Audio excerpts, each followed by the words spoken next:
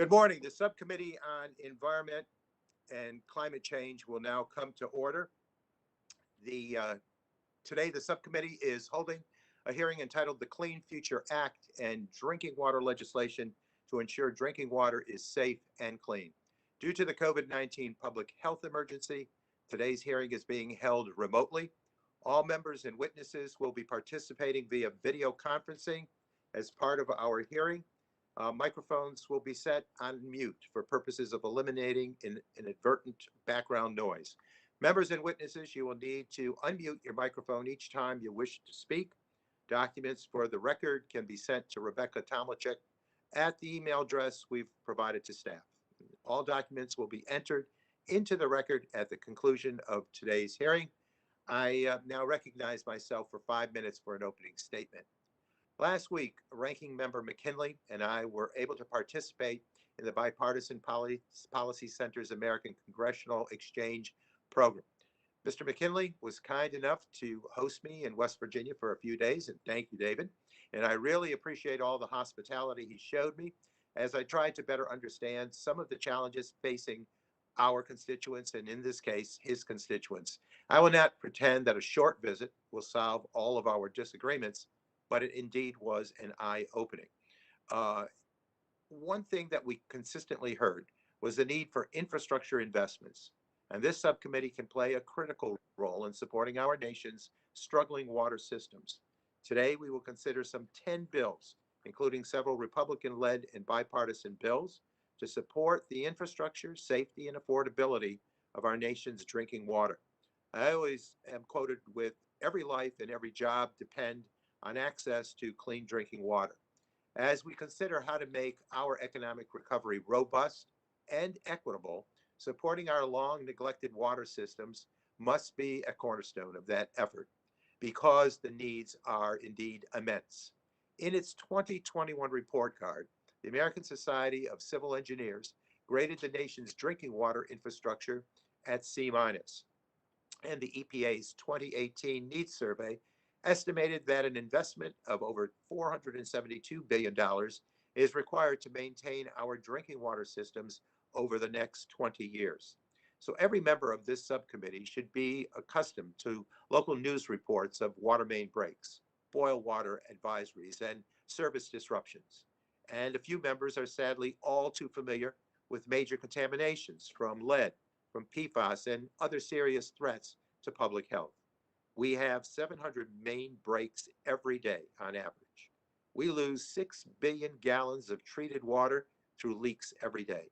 And there are hundreds of thousands of schools and children facilities delivering water through lead components to American children every day. This is unacceptable, and Congress knows that it is unacceptable. In recent years, there have been bipartisan efforts to increase federal assistance to local water systems, but the needs have continued to grow, and the financial stress on local governments and their water customers have only become more acute due to the COVID-19 pandemic. President Biden's American Jobs Plan recognizes this massive need and includes $111 billion for drinking and wastewater infrastructure, including fully replacing every lead service line and addressing PFAS. The Clean Future Act invests $105 billion over 10 years for our nation's drinking water systems, including $53 billion for the Drinking Water State Revolving Fund, $45 billion to fully replace lead service lines, and $5 billion to provide assistance to systems with PFAS contamination. Other proposals under consideration today seek to address near and long-term affordability challenges and support financially distressed water systems. And the Aqua Act, which I introduced, would make it easier for EPA to set national standards for emerging contaminants like PFAS in the future. This is what today's bills are about: making our drinking water safer, more reliable, and more affordable, protecting our children from lead exposure at their homes and their schools, and ending the threat of having water service shut off amid this prolonged public health crisis. These are not controversial things. They are fundamental government services that today local governments are struggling to provide. If you do not believe that the federal government should be stepping up and doing its fair share for this essential infrastructure, what exactly then should we be doing?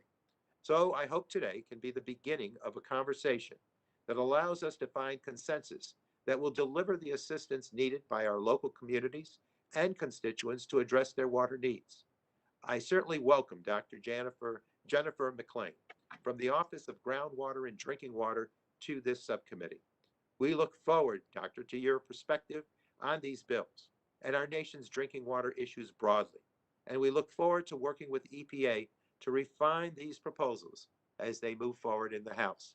With that, again, welcome to the subcommittee, and to all, let's have an engaging conversation on water infrastructure. With that, I will recognize Representative McKinley, the ranking member of our subcommittee on Environment and Climate Change, for his opening statement. For 5 minutes, please, David.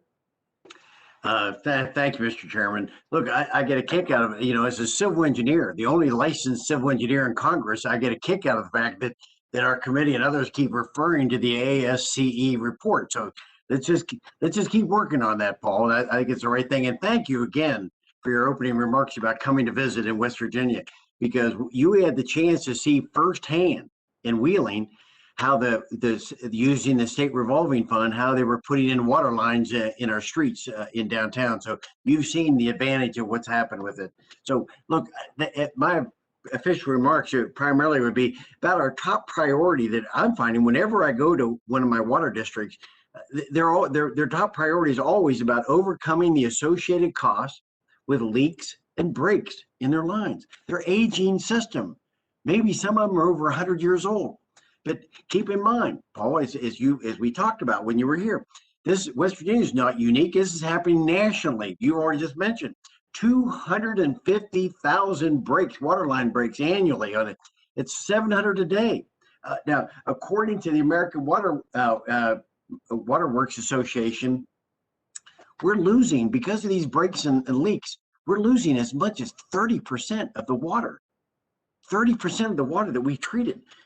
And that amounts, as you pointed out, 6 billion gallons of lost water a day. That's costing utilities, the public service commissions, these groups that are just so underfunded, that a total of $7.6 billion is being lost that they can't get revenue for. They've cleaned the water, but yet it's gone. $7.6 billion. This is a $6 billion, 6 billion gallons is a huge amount of, and think about that, Paul, and for the whole committee, that amount of water we lose every year or every day is more than the entire continent of Africa has available for their water system. Think about that. The water that we waste is more than they have available for consumption in the entire continent of Africa. So just imagine the hardship that all these leaks are doing to our public service commissions and utility companies all across America. With 51,000 systems, it can't be efficient to be losing 30%. 30% is not acceptable. Imagine if we lost 30% of our oil and gas in the pipelines, if we leaked that. Or imagine with post offices, if they lost 30% of the mail. We've got to stop this. And according to the American Water Works Association, we're going to need 1.7, almost $2 trillion through 2050 to repair this infrastructure. And at the rate we're helping our communities, or these public services, it will take over 100 years to catch up. So my point, Mr. Chairman, is why is Congress nibbling around the edges on this? We're passing bills that just whistle past the graveyard about these issues. Leaks and breaks cause heartaches. They're breaking the backs of our of our public service commissions. They simply don't have the financial resources to do this. So, and if you look back on it, President Obama initially requested $4 billion in his state revolving fund when he came to office. But then gradually he reduced that money down to less than $2 billion. And when we asked that, if you remember, Tonko in the committee, when Gina McCarthy said that the reason she did that, they made the reduction, is that because our priorities have changed and that the funding differences should be used for climate change initiatives like pamphlets, literature, educational. So what I'm saying is, where can Congress identify the funds that we need? Maybe the money's already there. Congress has already signed multiple COVID relief funds for our states. We know that the states and local government have unappropriated funds sitting in their respective coffers, and clean water is a public health issue. So what we're saying, why don't we, as part of legislation, really be serious about this instead of nibbling around the mark? Why don't we allow the states, if they choose, to transfer some of this federal COVID money to their state revolving fund so that we can expedite these repairs without having to ask for more money? Look, the water mains will continue to break all across America, and leaks are going to continue to occur over the next 100 years. Mr. Chairman, this is not a partisan issue. We talked about it in West Virginia, and you and I came to America deserves better. I think we got a better plan than nibbling around the edges. Thank you, and I yield back my balance of my time. The gentleman yields back, and again, thank you, Representative McKinley, for an enjoyable time in West Virginia and instructive also. The chair now recognizes the chair of the full committee, Representative Pallone, for 5 minutes for his opening statement. And again, thank you for the assistance on this issue, Chairman. You're recognized for 5 minutes. Thank you, Chairman Tonko. I want to thank you for your long-standing leadership on drinking water issues and for calling this hearing, because access to safe drinking water is essential to our health and prosperity as a nation. And unfortunately, it is far from guaranteed. I know the ranking member said that as well. And like many aspects of our lives, the COVID-19 pandemic has shown just how important and how fragile that access to safe drinking water is. We have aging infrastructure, we have tight state and local budgets, family budgets stretched to the limits, and climate change. These are all making the situation worse. But fortunately, the legislation we're considering today can help. The president has called on us to invest $111 billion in our nation's water infrastructure, investments that can create good-paying jobs, protect public health, and strengthen communities.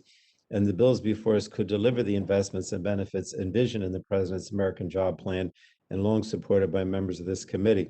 We'll discuss legislation from both sides of the aisle that would extend important drinking water programs, including the state revolving fund, as well as water resiliency, school drinking water, and tribal water programs. We have multiple bills before us to address customer water debt, including a bipartisan bill that would establish permanent rate assistance programs to help low-income customers pay their water bills. And we'll discuss legislation from both sides of the aisle that would deliver the funding called for in the American Jobs Plan to replace all lead service lines nationwide. The Clean Future Act, which I introduced earlier this year with Chairman Tonko and Rush, invests $45 billion over 10 years to replace all lead service lines. It also prioritizes replacing the lines in disadvantaged and environmental justice communities. And our states and water systems are trying to do the right thing to find lead service lines and replace them. And I look forward to hearing from the EPA today on how the agency and Congress can help states and water systems get it done. In the past, we have had great success on this committee of coming together to pass funding for drinking water infrastructure. Unfortunately, we've made less progress coming together to strengthen drinking water standards and ensure safer drinking water for all based on those standards. So I hope we reached a turning point in that effort. Bipartisan support for strengthening protections against lead and PFAS can point the way towards greater consensus on strengthening the law to provide safer water for all. At last year's hearing on standard setting under the Safe Drinking Water Act, I noted that almost all of our drinking water standards were set before the 1996 amendments to the statute, and the standards that have been set since then have all been done under special statutory provisions.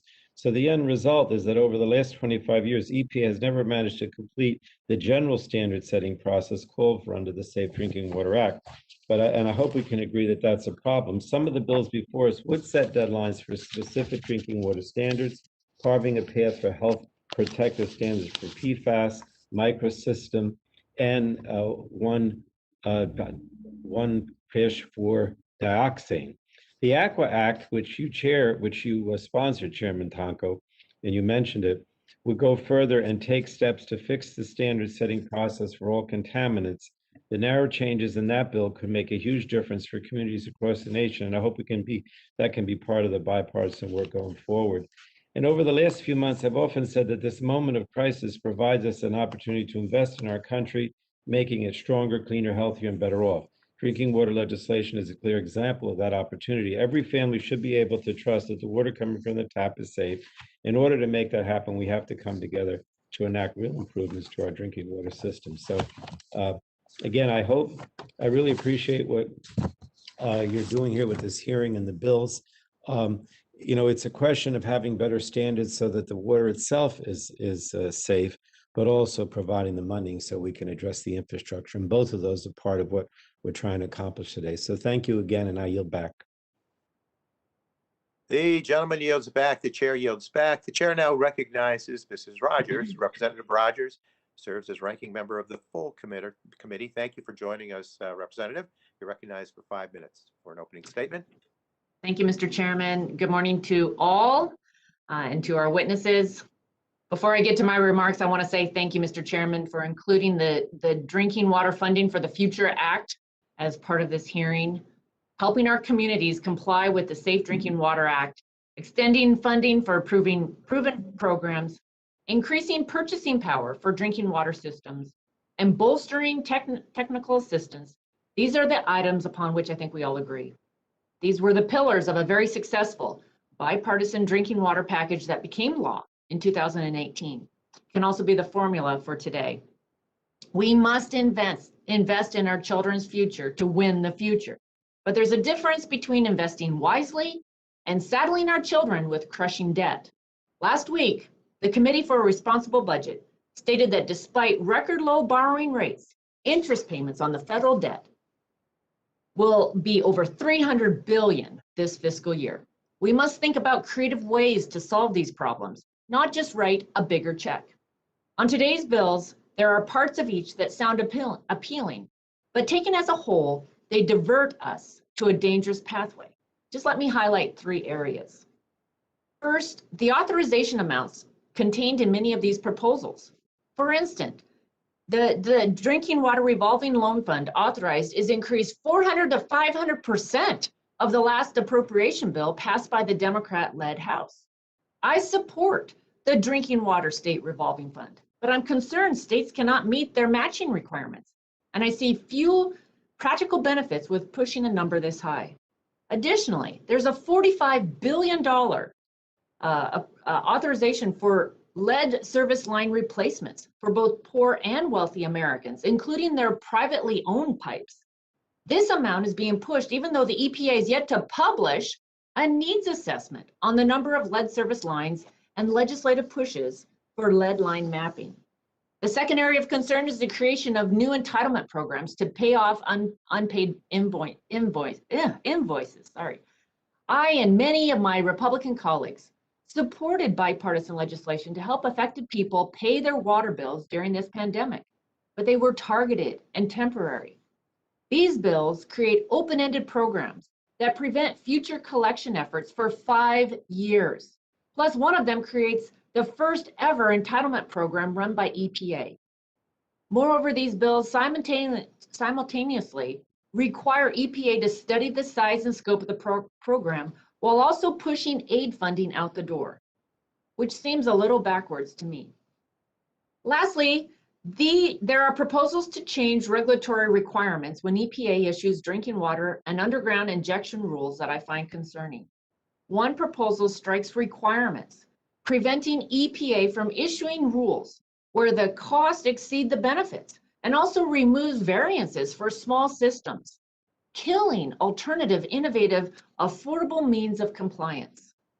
Water itself may be, quote, free, but treated water is not, especially in towns like College Place, Washington, where they can't even afford the state revolving fund. We must sustain policies that prioritize finite resources to address public health matters, including federal, state, local, or private ones.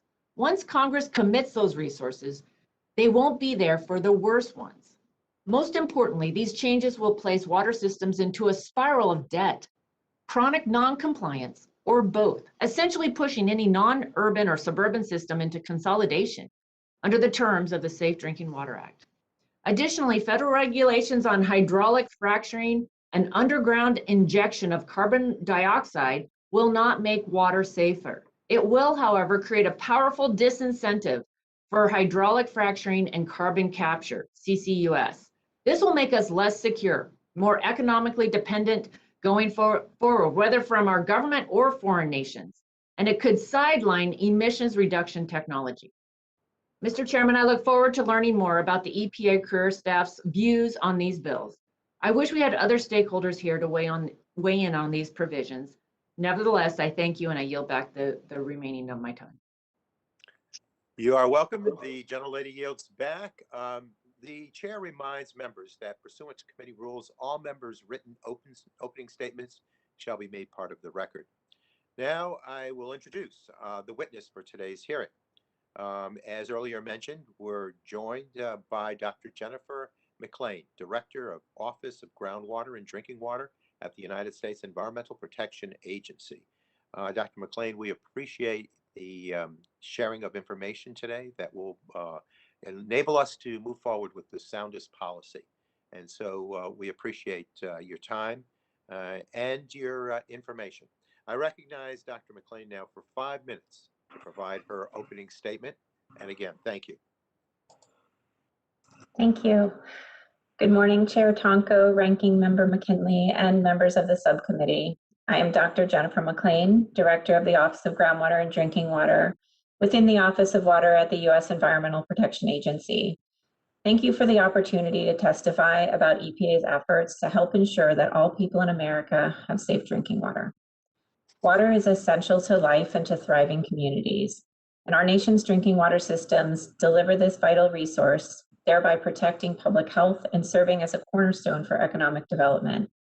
We've seen a lot of progress since Congress passed the Safe Drinking Water Act. Currently, 93% of community water systems meet all health-based standards. Unfortunately, many of the systems that ushered in this progress are aging and their infrastructure needs repair or replacement. Water's importance has never been clearer than during the COVID-19 pandemic, which highlighted the essential need for safe water while putting unprecedented stresses on water systems and on the tens of millions of Americans that are struggling to afford their water bills. Tribal utilities and communities that lack reliable water infrastructure have been among the hardest hit.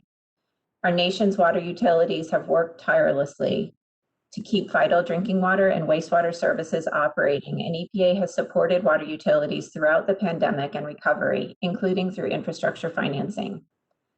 EPA's water infrastructure programs have demonstrated time and again that they can improve public health and environmental protection while creating good-paying jobs and laying a foundation for long-term economic development.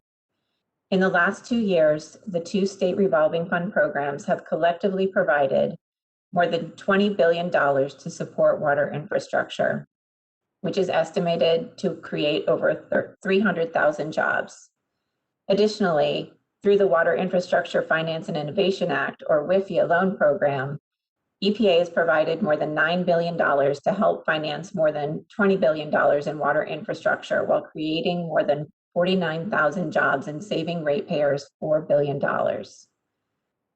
With strategic direction and partnerships, water infrastructure investments can also help address key challenges facing communities. For example, the Drinking Water State Revolving Fund, managed by my office, prioritizes investments that protect public health and can be used by states to address affordability. To date, states have provided nearly $3 billion in Drinking Water State Revolving Fund additional subsidy to state-identified disadvantaged communities. EPA also supports access to safe drinking water on tribal lands through the Drinking Water Infrastructure Tribal Set-Aside Program. This track record of success underscores the potential of EPA's water infrastructure programs to deliver multiple benefits to communities across the country. EPA appreciates the attention that Congress and this committee have paid to addressing the impacts of the COVID-19 pandemic and in making critical drinking water infrastructure investments. As part of the American Rescue Plan, Congress acknowledged EPA's essential role in closing the health disparity gap by advancing environmental justice, including in the area of safe drinking water. EPA also appreciates Congress's assistance in appropriating more than $1 billion to support low-income water ratepayers through a new program at the Department of Health and Human Services.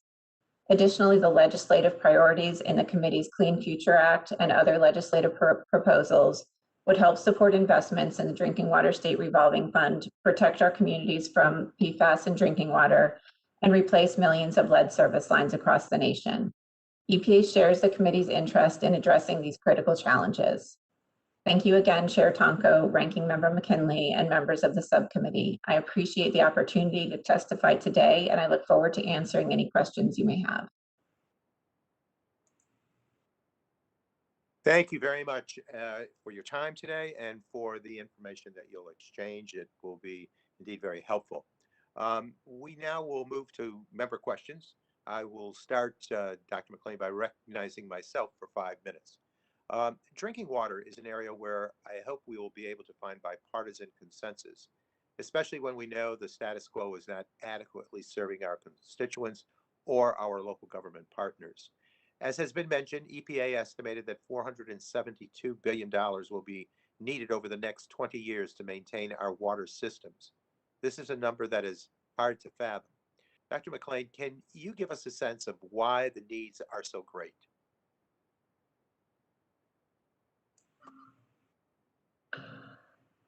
Thank you for that. Thank you for that question. I really appreciate the chance to come here and talk about our nation's drinking water infrastructure. As you mentioned, and as we've discussed, the drinking water infrastructure in this nation is aging, and there is a critical need to modernize this aging infrastructure. Much of that infrastructure has been in place for decades, some for maybe even 100 years. We also have a critical needs to increase resiliency of our systems against natural disasters and cyber attacks. So these are some of the reasons. Okay, I thank you for that. And President Biden's American Jobs Plan includes $111 billion for the state revolving funds, lead line replacements, and other water infrastructure programs. I know that sounds like a lot of money, but do you believe that the proposal was developed in the context of our best assessments of water system needs, including the cost to fully replace every lead service line in the country? Thank you. Thank you for the question. We have been working closely with states and water utilities to assess the needs, and this $470 billion needs assessment that we've been talking about is through a survey of water utilities across the country. The need is great, and EPA has been working closely with states to try to get funding and financing, money out the door to help water systems improve their systems through the programs that we have in place today. Mm-hmm. And the financing on these projects is very important. So today, how are most water infrastructure projects financed?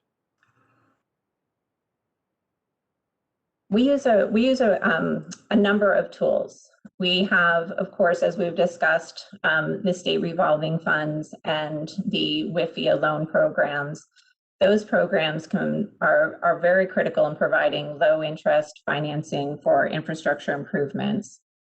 And the state revolving fund, of course, includes programs for disadvantaged communities to provide no interest or loan forgiveness.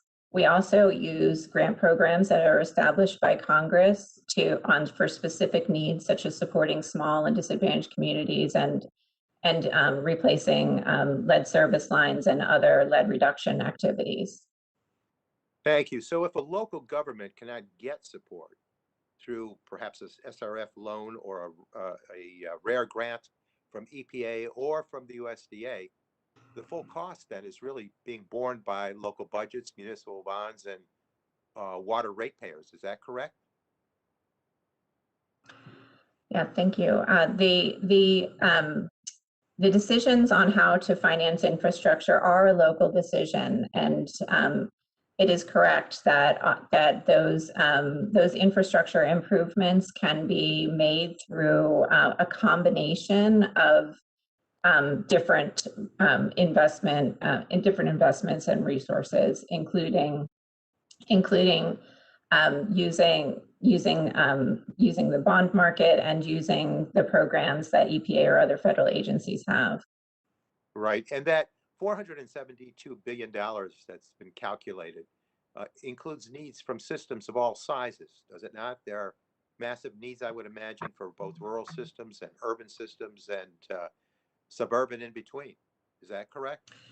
Yes, it includes the needs for very, very large systems and very small systems, and systems on tribal lands, in rural areas and urban areas all over the U.S.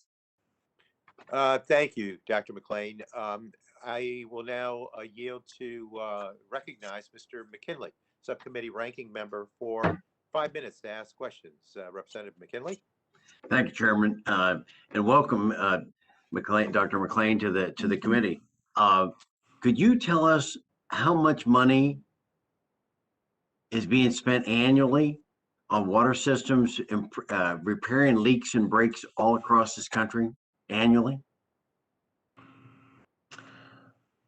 Thank you for the question.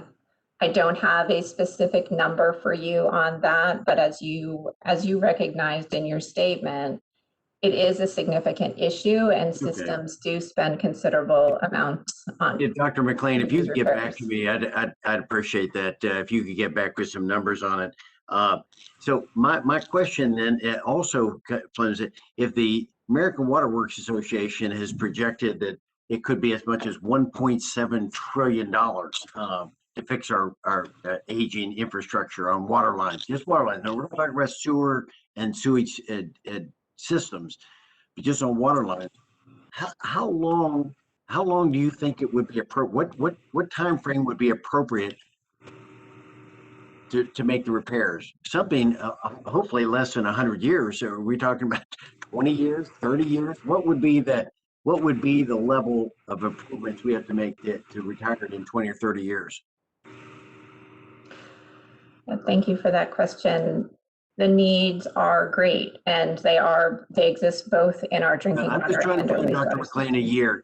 What would be an appropriate time frame to fix all our water lines that are maybe 50 years old or so? Give me some conditions by which we could say we're going to fix all our water lines and leaks and breaks over a 30-year period. Is that a fair, something like that, or do you want to go 100 years?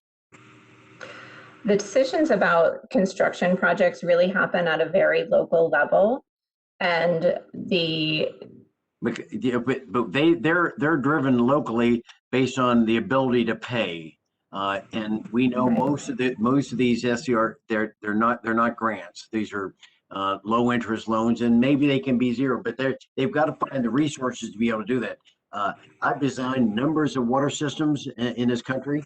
I understand a lot of how the financing goes. I'm just trying to figure out what the time frame is to address that, because for communities and public service districts that are aging or unemployed, they're hard to press to be able to implement a higher rate. So my question then would, since you're not giving me a year on this thing, I'd like to get some, maybe you need to think about that, Dr. McLean, come back and say, we ought to fund something that could be done over 50 years or 30 years. I'd like to hear that. But secondly, could you go back when my opening statement was having to do with, could we use the funds that we have from COVID for state and local government, since it's used for healthcare on this, would you agree that that's a way that we might want to approach this, using the unappropriated money that the state and local governments have that they could spend? Did you understand what I was trying to get to? Thank you for the question, and I will commit to getting back to you on your question of projects and the years. I do. Would you support using some of the unappropriated COVID funds that are used by some states for roads and bridges? They've made some infrastructure improvement. Could we use that for water lines? Because right now, it's my understanding we're prohibited from using that for augmenting the state revolving fund. Would you support that concept? Mm-hmm. Well, as director of the Office of Groundwater and Drinking Water, my job is to ensure that we are as efficiently as possible using the funds that are appropriated by Congress. And we will continue to do that, and we'll be doing that in close partnership with the states and the local communities who have these infrastructure needs. Okay, I'm sorry, I'm not going to get an answer on anything. So if I could just, section 205 of HR 3291 strikes the small system variances provisions in the Safe Drinking Water Act. These variances permit systems serving our nation's smallest drinking water systems that cannot meet the national primary drinking water regulations. Is it correct that this variance by law is not permanent and that the quality of drinking water is required to ensure adequate protection of public health? So as the director of the drinking water program, I am implementing the Safe Drinking Water Act as it is written in the development of standards. Currently, the Safe Drinking Water Act has provisions for states to give variances. Well, EPA has found that water treatment is not affordable. Dr. McLean, I've gone over my time, but you filibuster very well. I hope you can get back to me with the answers on the other questions, but thank you very much. Water is critical. Thank you. Thank you. The gentleman yields back. The chair now recognizes Representative Pallone, Chairman Pallone, full committee chair for 5 minutes to ask questions. Representative Pallone. Thank you, Chairman Tonko. Dr. McLean, I appreciate everything you said in your testimony about how EPA's drinking water program can improve public health and create jobs and support economic prosperity. But I think the Safe Drinking Water Act is primarily a public health statute, so I wanted to ask a few questions about that. How can investing in removing lead service lines improve the safety of drinking water? And what does that mean for public health? And then secondly, what about investing in treatment technology to remove PFAS from drinking water?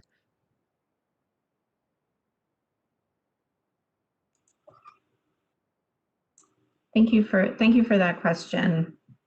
Both lead and PFAS are significant public health issues that are a top priority for EPA.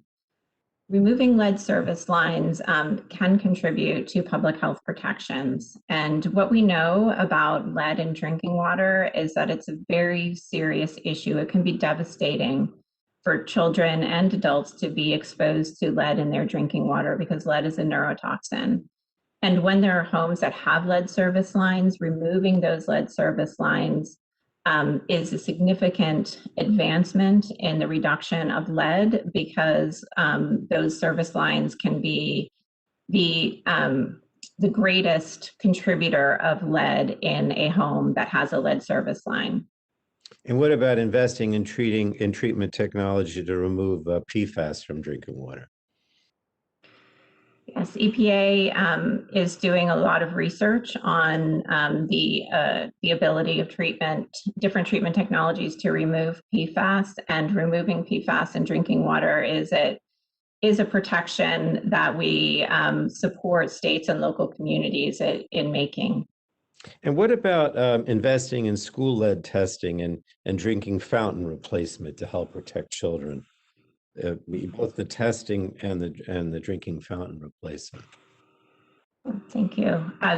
Children spend a significant amount of their time in schools and childcare centers, and removing sources of lead in those places and testing to find out whether or not there are lead exposures in schools and childcare centers are both important measures for protecting children from lead in drinking water.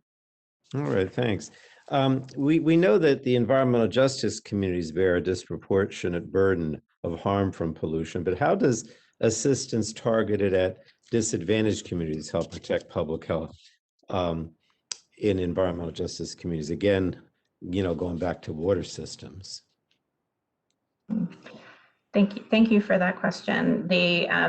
Under the state revolving fund and under the Safe Drinking Water Act, states have set up disadvantaged communities programs and defined disadvantaged communities according to their state definitions. And EPA works with states to set up those programs to ensure that the funds are going to disadvantaged communities that need the money to make improvements to their systems, especially those that are under-resourced. Right. I wanted to ask you noted in your testimony that 93% of water systems meet all health standards, but unfortunately, we have no standard for dangerous contaminants, and that includes PFAS, microcystin, and also the 1,4-dioxane. So that figure does not give the full picture of drinking water safety. So I know I'm almost out of time, but I just wanted to ask quickly, how would setting standards for these three contaminants protect public health in communities that have them in their water? Thank you. EPA is hard at work right now developing a drinking water standard for PFOA and PFAS. And we are conducting the analyses to support that standard, and we expect to go to the Science Advisory Board later this year. So we're very happy with that progress. Is that for all three, the PFAS, the microcystin, and the 1,4-dioxane? I didn't hear if you mentioned all three. All three? This is a regulation for PFOA and PFAS for PFAS. Oh, okay. So not one for microcystins and 1,4-dioxane yet, or is that in the cards? We're in the process of evaluating other contaminants under the unregulated contaminant monitoring rule, our monitoring program, as well as evaluating the science behind those in the as in our upcoming contaminant candidate list. All right. Well, I think it's really important to set up those standards because, then they need to be part of our drinking water effort too. Thank you, Mr. Chairman. Thank you, Doctor. Thank you. Thank you. And the chairman yields back. So now the chair recognizes Mrs. Rogers, full committee ranking member, for 5 minutes to ask questions. Representative Rogers, please. Thank you, Mr. Chairman. And Ms. McLean, I appreciate you being with us today, representing the agency and answering technical feedback, but also tackling so many bills that are on the docket today, a lot of complex subjects. As I mentioned in my opening remarks, I believe in the value of promoting safe drinking water and innovation in providing it in the areas I represent, both large and small. I also believe in the importance of investing in our children's future. One of the bills we're addressing today is the Drinking Water Funding for the Future Act that I've introduced with the ranking member, Mr. McKinley. And this bill extends many of the bipartisan programs that Congress authorized in the America's Water Infrastructure Act of 2018 that enjoyed bipartisan support. Has EPA had any problems implementing the programs authorized in the AWIA in 2018?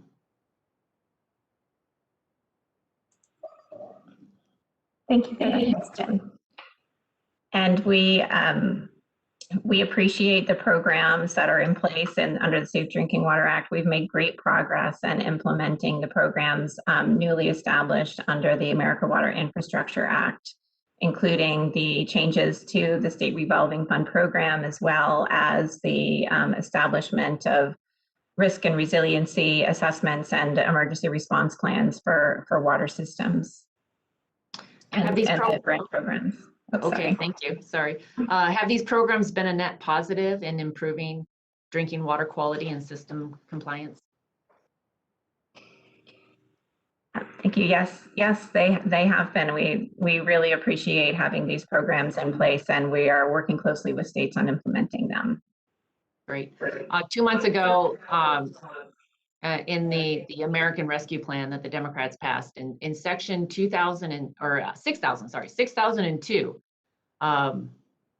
EPA was given $50 million to issue grants, enter into contracts, conduct other activities that, quote, identify and address disproportionate environmental or public health harms or risk in minority or low-income populations under, among other sections, section 1442 of the Safe Drinking Water Act. Would you let me know if your office has spent any of this money for these activities and if any of the funding remains unspent? Thank you. Yes, we really appreciate we appreciate the appropriations, and we are working right now to get that money out the door. Okay. The American Rescue Plan also included a temporary assistance program at HHS, like the Low-Income Home Energy Assistance Program, to pay water utilities to defray the bills of persons who are low income or lost their jobs because of the pandemic. Has your office kept up at all with that program? And if so, can you report any of its progress and any issues with implementation? Thank you, and we appreciate the program, as we have heard from many who are struggling during this time. We are working closely with the Department of Health and Human Services. My staff is working with the staff who are working on that program, and we will be continuing to work with them as it moves forward into implementation with states and the local communities. So one of the bills we're discussing today would create a formal drinking water rate subsidy program at EPA. Does EPA administer any entitlement programs that either provide income assistance to persons or otherwise benefit individuals by having their bills defrayed? Thank you. I can't talk for the entire EPA on that question, but under the Safe Drinking Water Act, we don't currently have that type of program. But we've been working closely with the Department of Health and Human Services as they have been standing up the program and as they are moving into the implementation of the program. Would you just speak to the plan to what would be involved in setting up a new assistance program? Thank you. Of course, any plan established is dependent on how it is written into law. So, coming out of the details a little bit, we would need to make sure that we are working closely with the water sector and with the states and the local communities and organizations that would be key partners with us in establishing such a partnership and program. Okay, thank you. And I think getting the needs assessment done is probably step one. Thank you. Mr. Chairman, I yield back. The gentlelady yields back. The chair now recognizes the gentlelady from Colorado, Representative DeGette, who also serves as chair of the Subcommittee on Investigations and Oversight. So we welcome you, Representative DeGette, for 5 minutes. Thank you so much, Mr. Chairman, and I want to thank you for holding this hearing. I want to thank our witness because we're all concerned, obviously, about safe drinking water. I was pleased, Dr. McLean, to hear you say that that the agency is developing the PFAS drinking water standard for submission later this year, because it's been stalled for some time, and of course, every single one of us has these chemicals in our congressional districts in our drinking water. I just want to follow up one more thing with the chairman's questionings.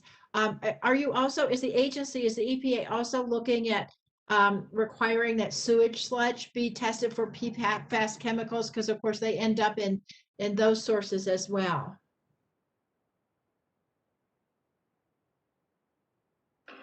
Thank you for that question. PFAS is a top priority at EPA, and just recently, Administrator Regan established a new PFAS council, and I am happy to serve on that council.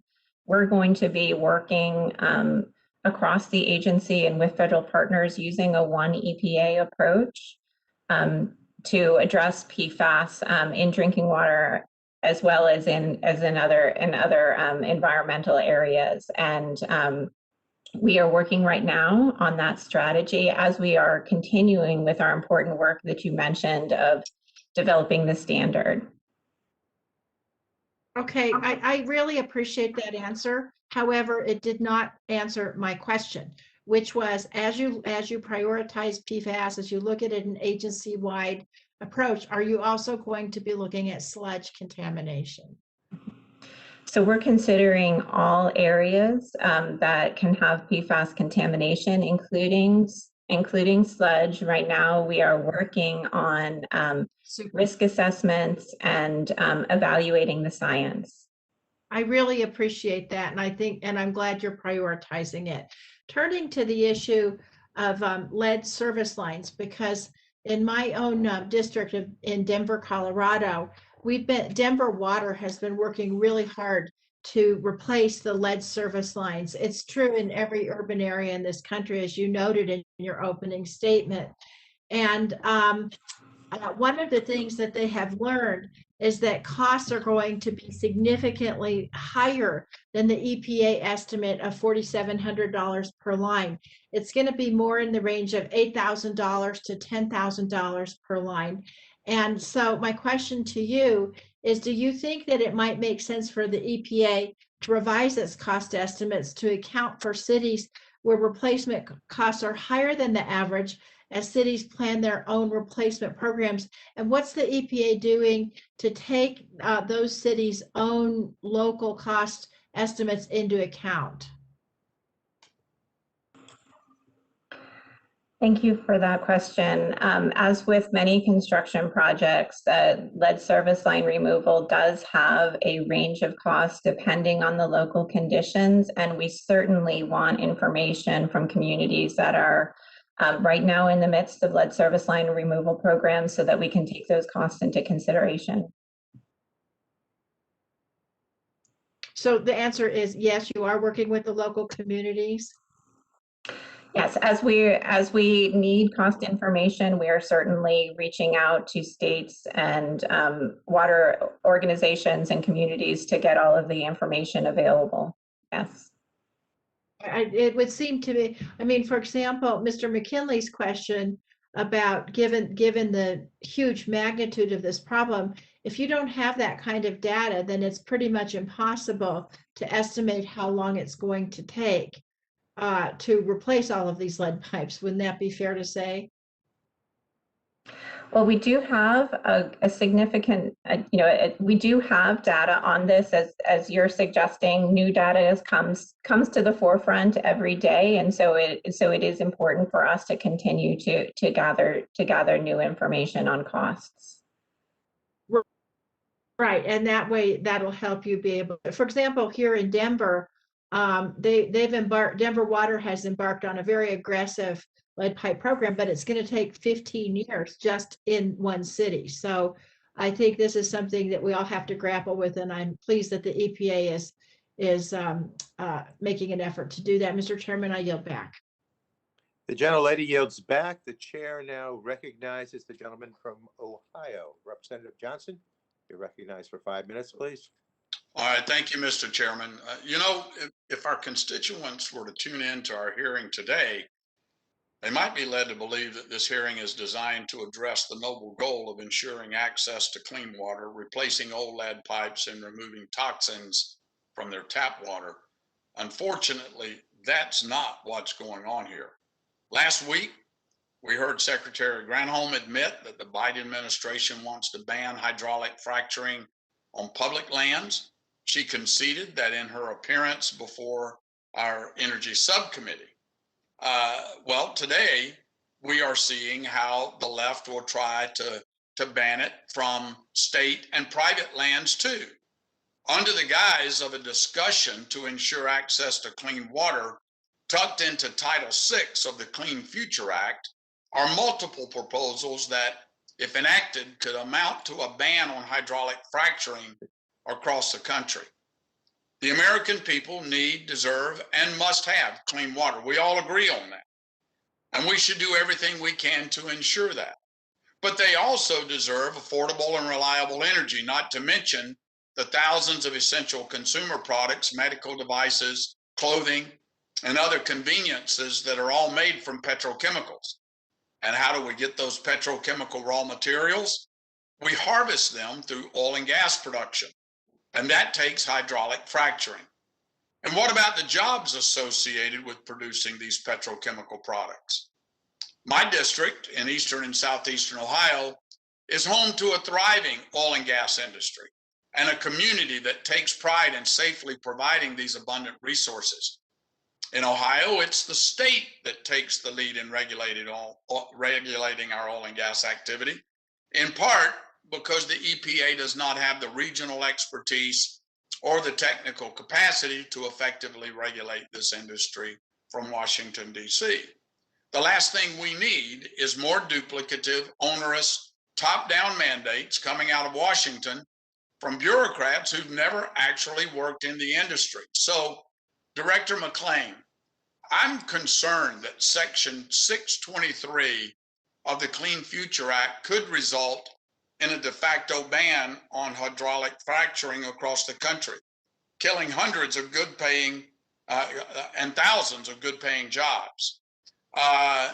In your view, does the Biden administration support legislation like this that would overturn decades of precedent with a federal takeover of the state regulation of hydraulic fracturing in respect to protecting groundwater?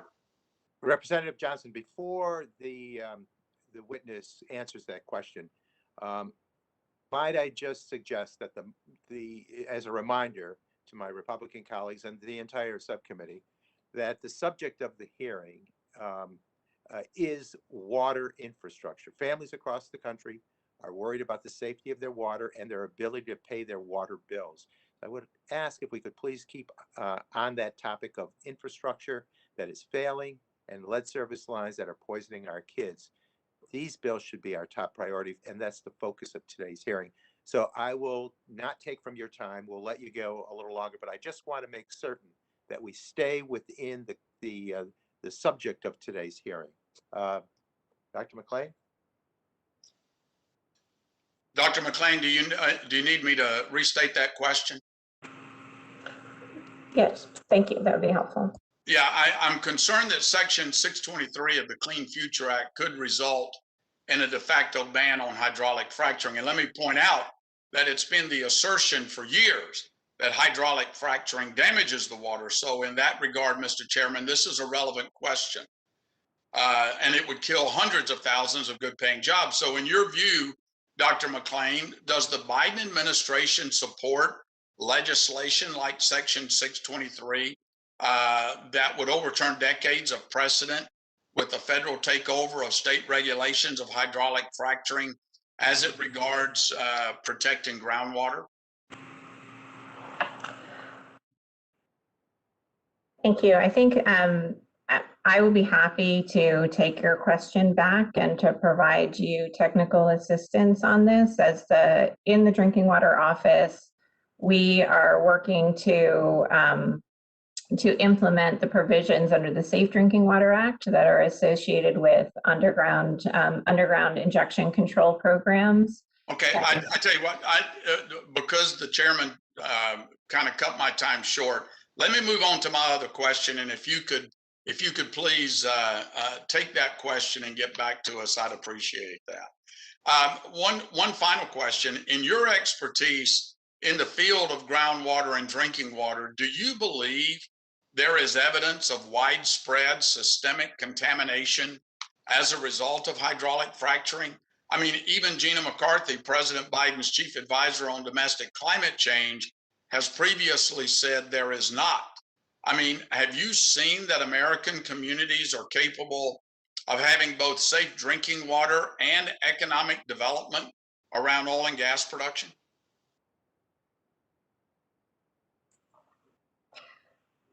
Thank you. We do want to ensure that all Americans have access to safe drinking water. I don't have the details on the studies that you're referring to right now, but I'm happy to take that back. Dr. McLean, I'm gonna yield back my time since we've run out, but could you take that question back and talk to your political leadership as well? Because these are important questions. Yes, I'd be happy to take that back. Thank you. Thank you. The gentleman yields back. Representative Johnson, we let you have additional time because of my request that we stay on the topic of today's hearing. I will echo that sentiment again so that we can really focus on water infrastructure and the assistance we can provide our partners in local government. With that, we'll recognize Representative Schakowsky of Illinois, who also serves as chair of the Subcommittee on Commerce and Consumer Protection. Thank you, Mr. Chairman. So the EPA estimates that there are roughly 6.3 to 9.3 million lead service lines remaining in the United States. The number may be as high as 400,000 in Chicago alone. I wanted to talk about Chicago. I'm very worried, and we're in I think kind of a unique situation of not having done much. The Vice President, Vice President Harris, came to Chicago a while ago and was looking at some COVID things, but she saw, when I saw her, she mentioned to me that Illinois has about 25% of all of the lead pipes, lead service lines in the country. And the Chicago Tribune did a study of this and what they found. Let me just quote a bit from that. That Chicago lags far behind other cities and is ground zero for the problem, talking about lead, and said that, let's see, that dozens of citizens already have dozens of cities rather already have a head start in eliminating the lingering threat to public health. One glaring omission is Chicago. And I live very close to the city border, but I live in Evanston, Illinois. I live in a very old house. And I was just looking up, and maybe this is kind of a technical question, but I wonder if you can answer it. It said most water service lines in Evanston are older and constructed with lead pipes. What's it called? Something about blended phosphate is added to the water during the treatment process. And this chemical creates a coating inside. If I live in a place where this is put as a coating, are we out of the woods here? Do we need to replace this? My house was built in 1911. We have houses built in the 1800s. And I'm just wondering, are we really okay because something's put in the water? Thank you for that question. Addressing lead in drinking water is a top priority at EPA. And we do know that there is a correlation with older homes and the potential of having a lead service line, especially in areas like the Midwest, where there was a high prevalence of use of lead service lines. We do know that also that corrosion control, which is the treatment that you referred to, can be an important treatment for utilities to use to reduce the corrosivity of the water, because that's how lead gets into drinking water. If water is corrosive and it flows over a lead source, then lead can leach into the drinking water. When you have a lead service line, that lead service line can be a very significant contributor to whatever lead might be coming out of the tap in that home. And that's why the removal of a lead service line, the permanent removal of that source of lead, is an important mitigation step against lead in drinking water, whether the system is using corrosion control, which is an important treatment, or not. So in 2016, I visited Flint. Nancy Pelote, the speaker, had a trip that we went to. And for me in Chicago now, what most people may not know is that in Illinois, between 2015 and 2020, there were many homes whose exposure to lead was just as high as it was in Flint.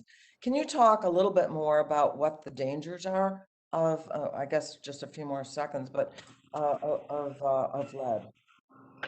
Thank you. Yes, lead is a neurotoxin, and it is dangerous to children from a brain development perspective, and it's dangerous to all people, children and adults, in terms of the potential damage to other organs like kidneys and the heart. Well, you know, we have to get on this, and I'm just interested in what Mr. McKinley's question was about how long will this take. We got to get on it, and in my state especially. So thank you very much. Maybe we can get together with some of the Illinois folks. Thanks. Thank you. I'd be happy to do that. I yield back. Okay, the gentlelady yields back. The chair now recognizes Representative Curtis from the state of Utah. we didn't have Representative Carter on the screen. He was scheduled next. If he's not available, we'll move to Representative Curtis. Representative Curtis, you're recognized for 5 minutes, please. Thank you, Mr. Chairman. I'm one of those that has left a warm bed to visit a resident's home that have been flooded by broken water mains. And as I've listened to this hearing, I find myself reflecting on the many burdens of local government. We've heard today of the massive needs for water infrastructure, but cities also have aging sewer systems and roads. And in my city, the city I live in, they face a bill of tens of millions of dollars just to meet the new discharge standards for their sewer system. And it's not hard to make a case that water infrastructure is in desperate need of attention. It's not hard to make a case that there should be some federal involvement. But I'd like to point out very gently that the wrong kind of involvement from the federal government is not always good or welcome. And a couple of quick examples of that are frequently over regulation, excessive regulations when federal dollars are used can increase the cost of an infrastructure project as much as 30%. And something that hasn't been brought up today, but is worth thinking about, and that is that if we subsidize those who are having trouble making their water payments, we can sometimes frustrate a city's efforts to get people to conserve.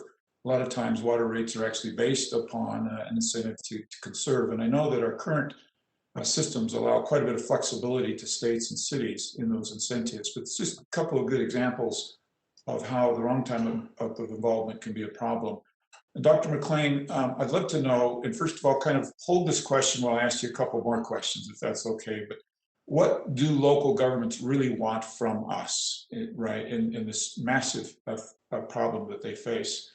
And right now, as a mayor, we would use municipal tax-free municipal bonds as a great tool, right? And let's face it, there's an impact to the Treasury when we use those because the revenue is not received on the interest, but there's also a cost to the Treasury with a lot of the programs that we're putting forward.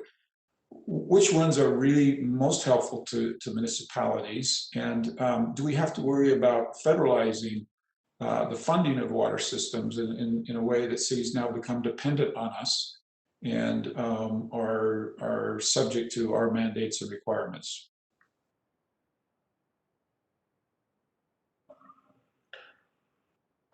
Thank you. Thank you for those questions.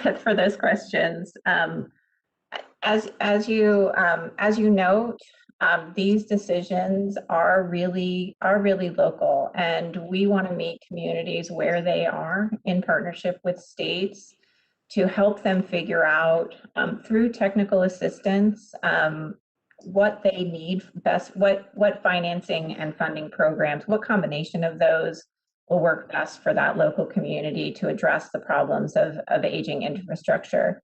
Technical assistance is a really big part of this because especially small communities sometimes need some help in increasing the capacity of the system to financially and managerial manage the system. And we have programs established in the state under the State Drinking Water Act to help systems with that. You know, a lot of municipalities, water is a bargain, right? And frequently, I know some municipalities don't even charge for water because they don't meter it. And yet, there's intense pressure not to raise rates from taxpayers in a city. From your experience, right, how do we balance this need to have low water rates, but also have the cost of water be the true cost of water, particularly if we're talking about upgrading systems?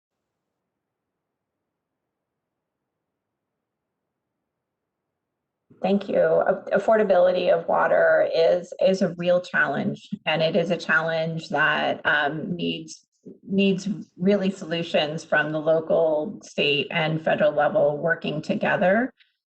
While we're not as involved at the federal level on rate structure, we do have assistance programs to help systems understand best practices and tools to establish rate structures to run the system and maintain it. Doctor, I'm going to run out of time. I certainly don't mean to cut you off, but I was referring to more of the problem that municipalities are really not charging the full freight in many cases, and that we've got to make sure that we're the best taxes and fees are those most associated with the use.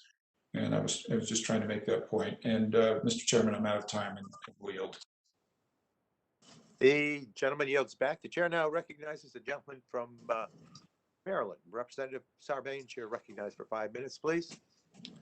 Thanks, Mr. Chairman. Appreciate you holding the hearing. I want to thank you for your leadership on these issues. And I want to focus my questions on the drinking water standards in particular. Congress amended the Safe Drinking Water Act, SIDWA, in 1996 to make the statute, quote, more effective after citing challenges in regulating drinking water contaminants. However, as we know, the changes made in 1996 did not actually lead to more health-based protections for communities, as the EPA has struggled to set drinking water standards for over 20 years. Under the 1996 amendments, EPA is required every 5 years to make a regulatory determination for at least 5 contaminants on the contaminant candidate list. Dr. McLean, and thank you for appearing today. We very much appreciate it. How many unregulated drinking water contaminants has EPA proposed to regulate since the implementation of the 1996 amendments, and how many of those have been finalized?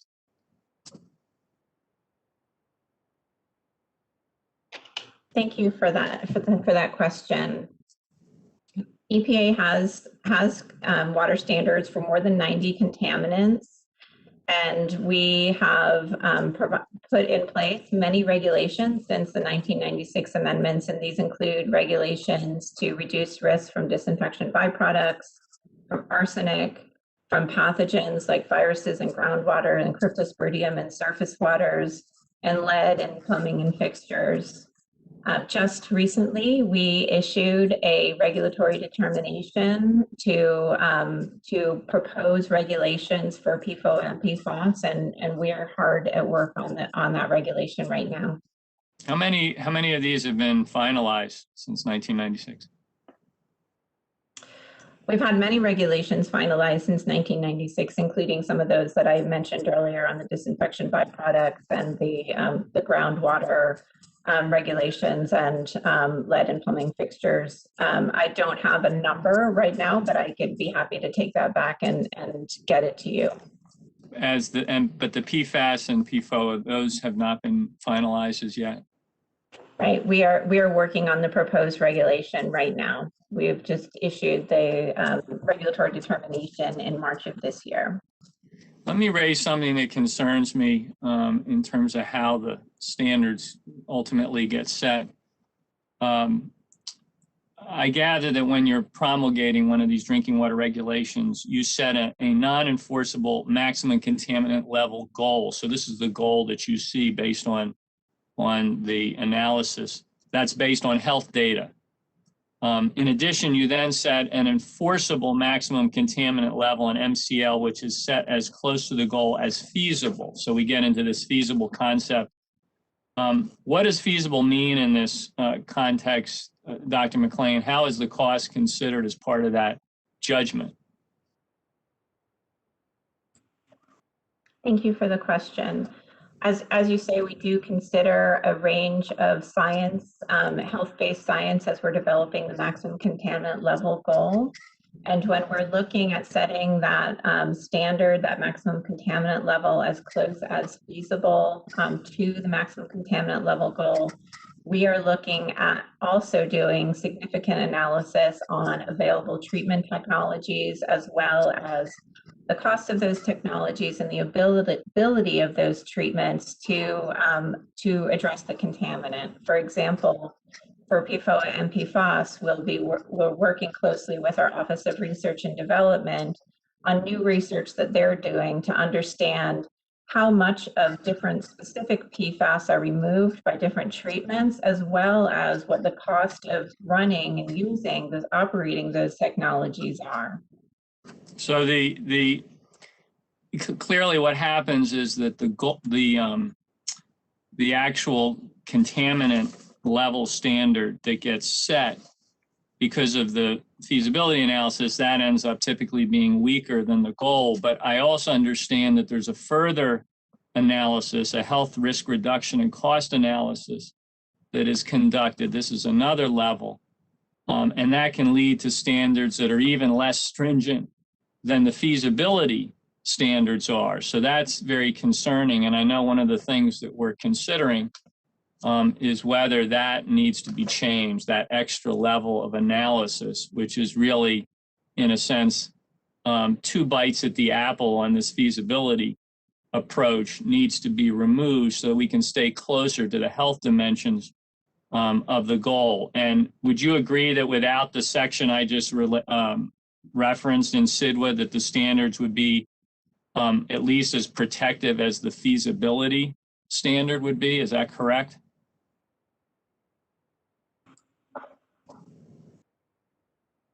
We're right now, we are in implementing the Safe Drinking Water Act standard setting process as it's established, and we're happy to work with your office to provide technical assistance on legislative changes that you might be considering. Thanks very much. I yield back, Mr. Chairman. The gentleman yields back. The chair now recognizes the gentleman from Alabama. Representative Palmer, you're recognized for 5 minutes, please. Thank you, Mr. Chairman. I'm going to talk to Ms. McLean about some of the requirements the EPA imposes.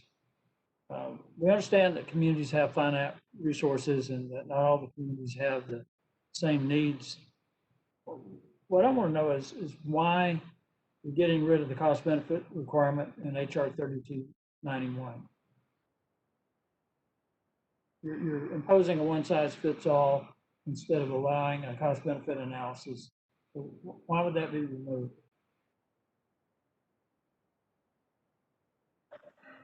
Can you hear me? Yes, thank you. Thank you. Sorry. You're using up my time by not responding. Well, we are busy developing regulations under the Safe Drinking Water Act as it is written. We are happy to provide technical assistance on legislative changes that the committee is I'm asking you why you have a one-size-fits-all.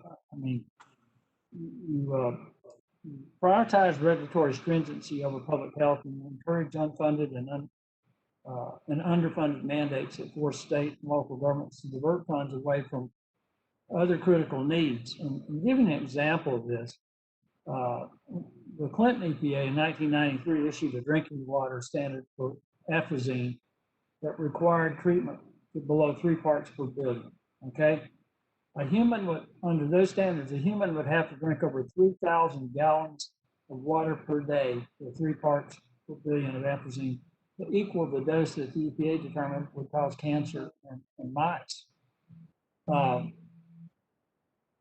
think when you take that into account, the cost, and there are other EPA regulations imposed on local communities that they admitted the technology didn't exist to achieve those standards.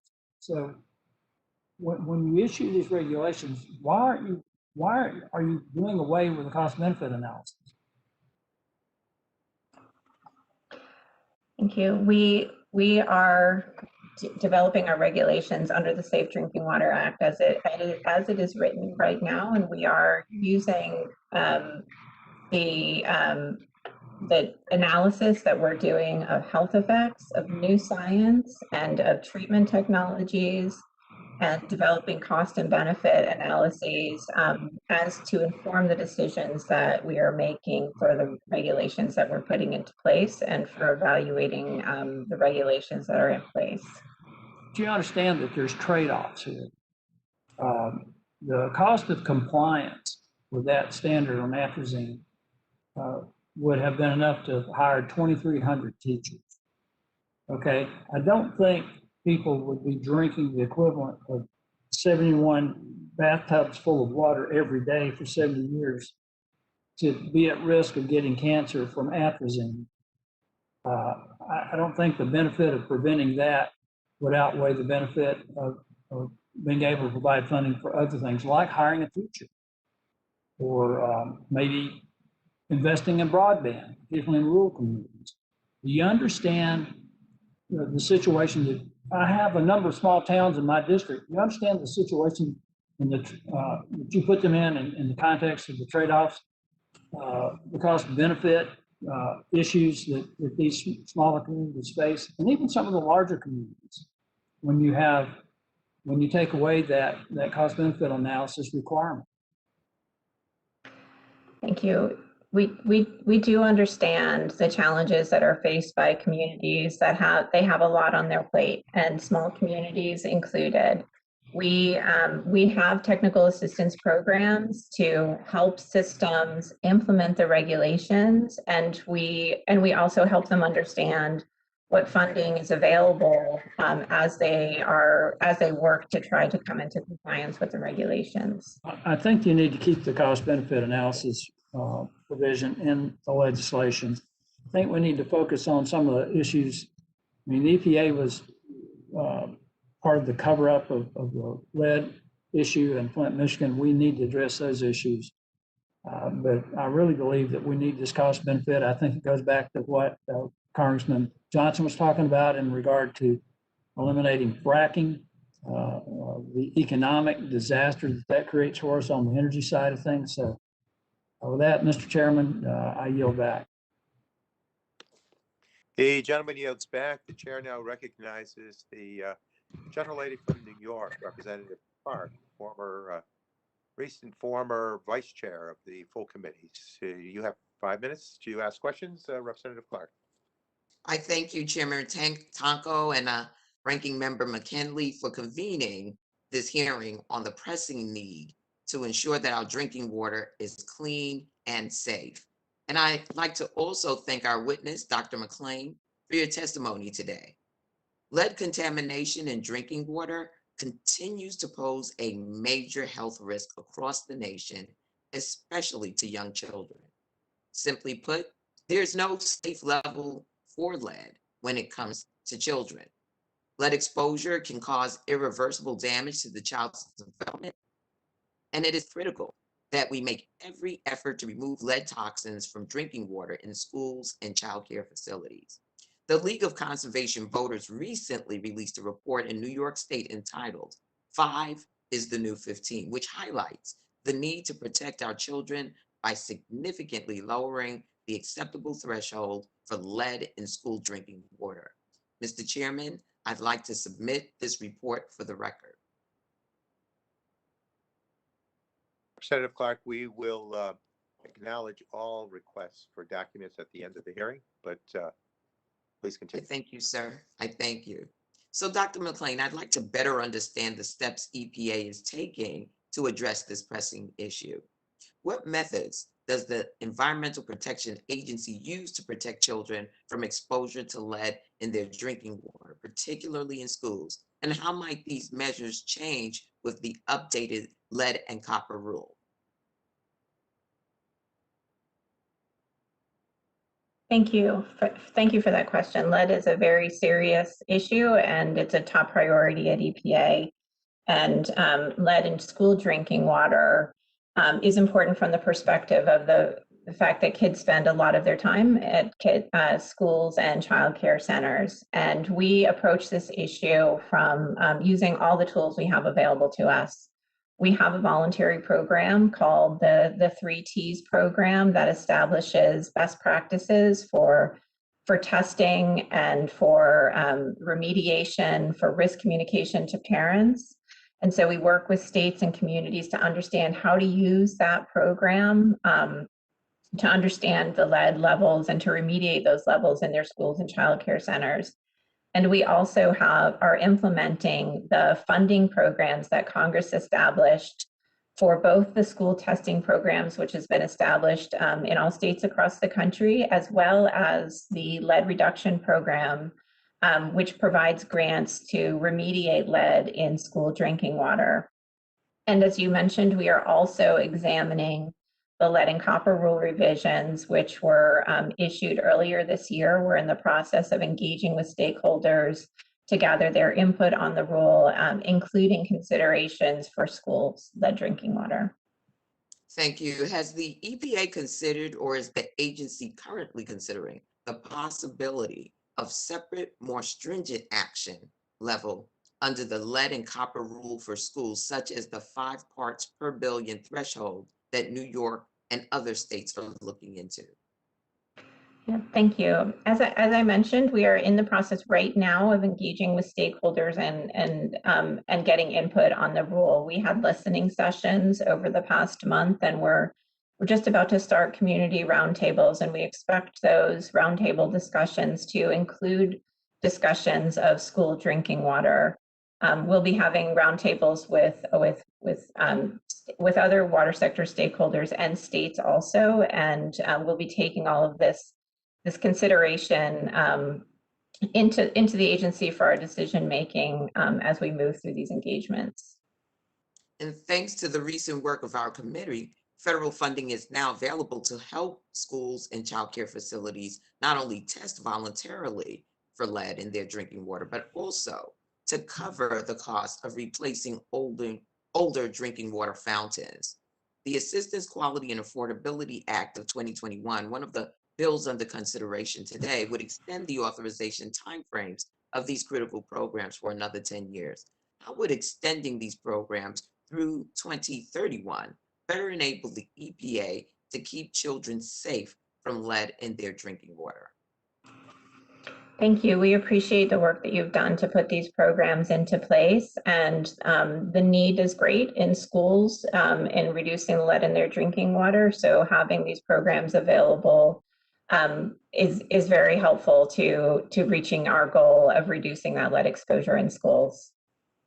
Well, thank you, Mr. Chairman. My time has run out and I yield back. The gentlelady yields back. And now recognize the gentleman from Georgia, Representative Carter. Recognized for 5 minutes, please. Thank you, Mr. Chairman. I appreciate it. And thank you, Ms. McLean, for being here. I've just got a couple of quick questions here. If we are indeed able to get these capitalization grants for drinking water state revolving loan funds to rise and to increase, it makes sense that the states are going to have to increase their activities as well. And we want to make sure that they can accommodate the requirements under the program. Based on what you're hearing from the state drinking water officials, will it be difficult for states to meet their statutory match requirements? Thank you for the question. We appreciate our partnership with the states in enacting the state revolving fund programs as they're described in statute. Ultimately, the states are going to make these important community considerations depending on the need in their communities, and we will be there to support them in those decision-making processes. How long do you think it's going to take them to ramp up? Are they going to have adequate time to ramp up for this? One of EPA and the states both have experience with these programs, and we intend to build on the successful track record that we have both in the federal government and in the state governments in using these programs and getting money out to support the infrastructure needs across the country.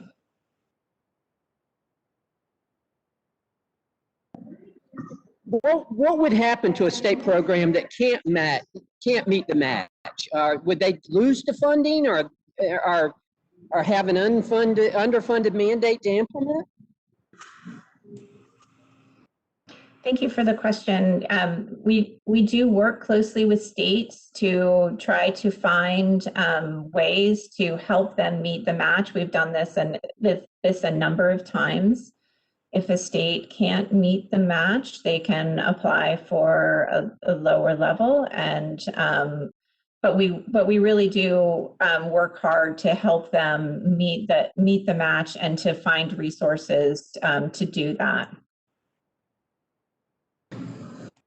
can you I know it's not a fair question, but at the same time, can you give me an idea how the state's doing? Have they been growing their individual funds? I mean, they're partners in this, and I want to make sure that they are doing their part as well. Thank you. Yes, these are successful programs. The funds have grown over the years since the SRF have been established, and it has been a successful way to have financing and funding available for our nation's drinking water infrastructure. Okay, thank you, Mr. Chairman. I'll yield you back 2 minutes. Thank you. Well, we appreciate the 2 minutes, and the gentleman yields back. The chair now recognizes the representative from the state of California, Dr. Ruiz. You're recognized for 5 minutes, please. Thank you, Mr. Chairman, for holding this hearing and for considering my bill, the Emergency Oasis Act. Over the past year, I've spoken in this committee many times about the environmental injustices taking place in my district, at the Oasis Mobile Home Park and other areas in some of our underserved communities. And I'll continue to advocate for them until I know my constituents can safely turn on their faucets without being exposed to toxins. Since August 2019, Oasis Mobile Park has been under an EPA emergency order under Section 1431 of the Safe Drinking Water Act due to arsenic contamination 9 times the legal limit. In the weeks following the revelation that they were drinking arsenic-laden water, the residents of Oasis faced a nightmare scenario due to predatory park ownership who, 1, failed to quickly provide replacement drinking water, 2, then put residents restrictions on who could access that water, then raised rent by over 30%, and then threatened evictions. And while the EPA Region 9 staff have been diligent and attentive to this situation, it was during this crisis that we saw the limits of EPA's enforcement abilities. The Safe Drinking Water Act threatens fines of $15,000 per day for violations of an emergency order, but the process takes time and it's cumbersome. When residents require replacement drinking water now, they can't wait weeks or longer for a legal process to play out in the courts. So, Dr. McLean, under Section 1431, what are EPA's current enforcement abilities if a water system owner or operator fails to provide replacement drinking water pursuant to an EPA order?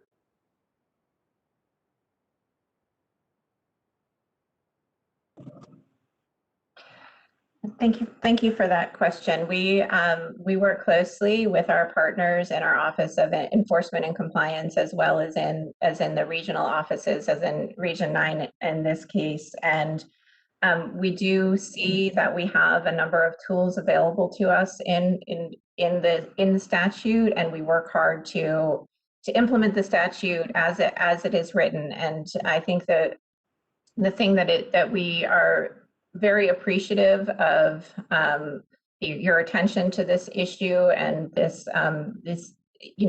these folks had contaminated water, and we want to make sure that we address that. So how long does that process take? You say you have different tools. There's been no true enforcement, no fines, and it's almost 2 years that they're struggling with this. For how long does that process take from initial reports of non-compliance and violations to the day a fine is levied?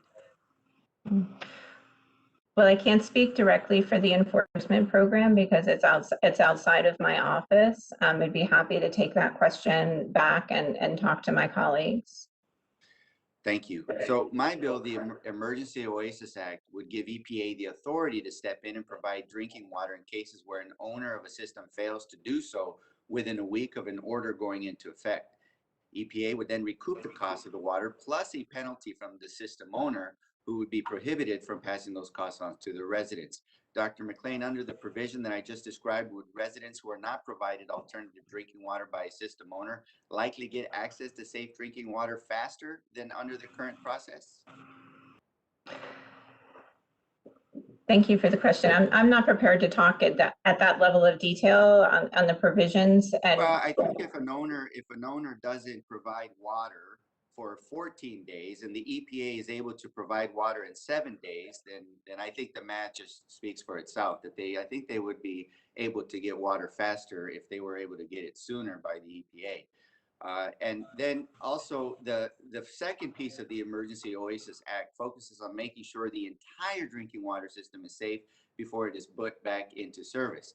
At the Oasis Mobile Home Park, the initial EPA emergency order was focused on the well filtration system, yet it took a community group, an outside group, to test the distribution system, where they found that arsenic remained in the water pipes as well, despite the EPA order saying it was okay to drink that water. Section 1431 of the Safe Drinking Water Act gives the EPA broad authority to implement remedies to fix an unsafe system.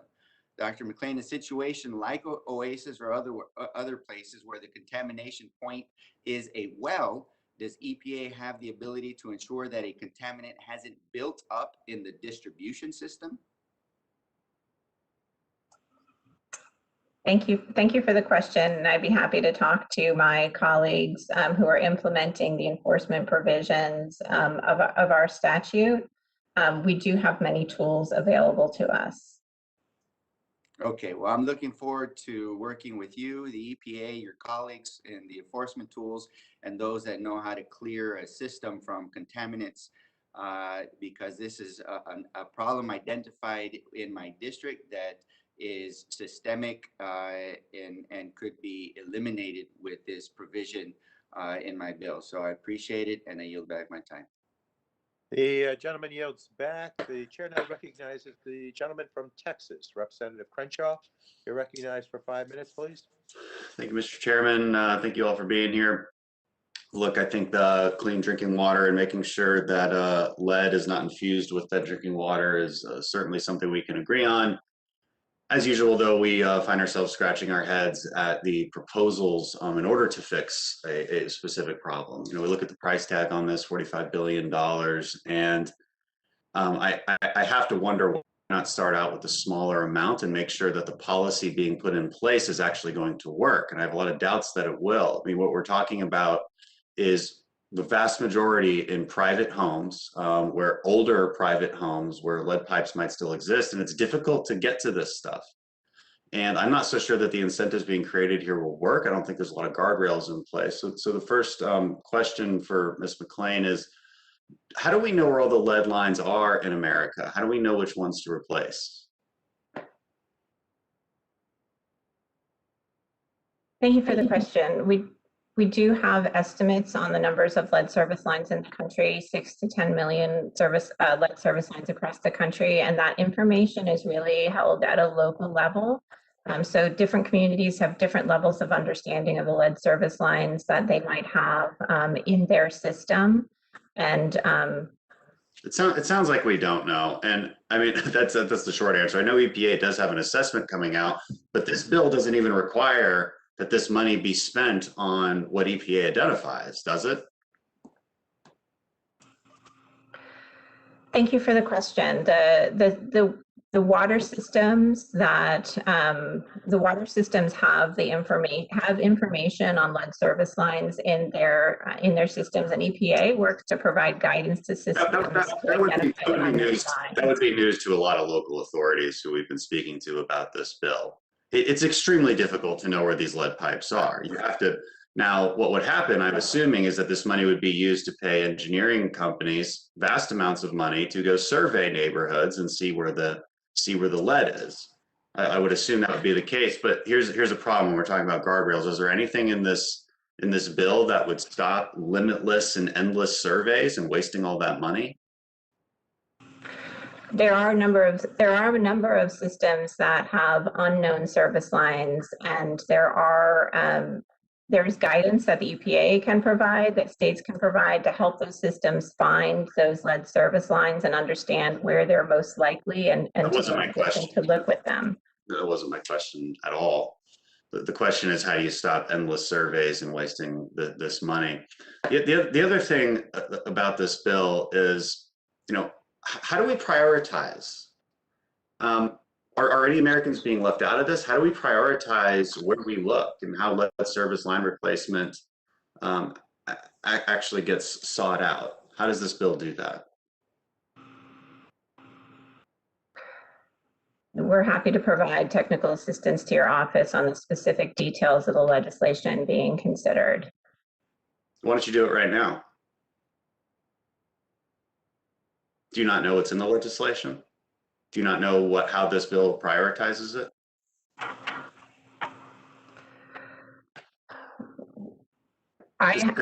This is a hearing on this specific bill and this specific provision in the bill.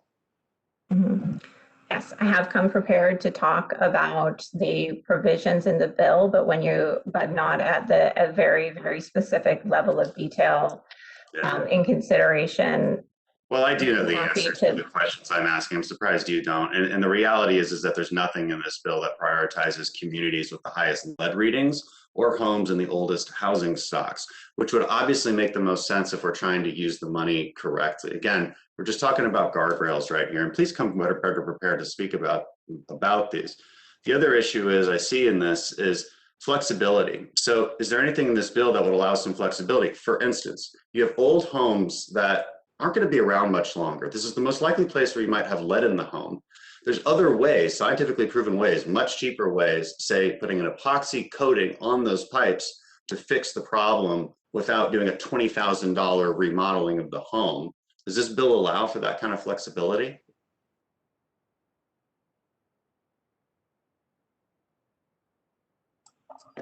Not prepared, or what? What's the problem? My understanding of the bill is that it is a lead service line removal program, and lead service lines are important to remove because they can be a significant source of lead to the people living in the home that is served by a lead service line. All right, I'm out of time. Thank you, Mr. Chairman. I yield back. Gentleman yields back. The chair now recognizes the gentleman from California, Representative Peters. You're recognized for 5 minutes, please.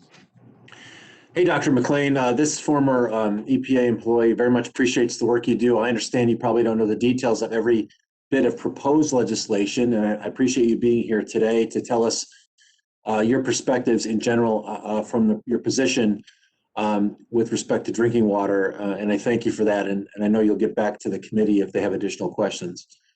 I have some questions about resiliency. In California, we're facing several simultaneous threats.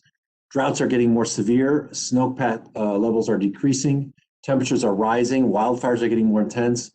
We're on the front lines of the climate crisis, and for many people in California and many Americans, climate stress is often felt as water stress. According to the 2020 UN Water Development Report, climate change will lead to further water stress in regions across the globe, negatively affect water quality, and threaten safely managed water and sanitation infrastructure. My questions for you are, what steps is the agency taking to predict general water availability in the future, considering increasingly severe drought from climate change? Thank you for the question. We work closely with other federal agencies on data on climate-driven impacts to our water, and as you mentioned, there can be significant impacts both on the quality and on the quantity of the water that we know we're experiencing. And we right. So you'll work with other agencies, but how are we going to ensure, working with EPA, that our water infrastructure is resilient to climate impacts? Specifically, is EPA or is someone devoting resources to modeling to ensure our water is safe as climate impacts increase? Yes, we are working very hard to understand the climate impacts that our water utilities face, and we have a lot of guidance in addressing drought as well as floods. Because the resiliency, there's also issues with too much water, too little water. Right. There are a number of resiliency.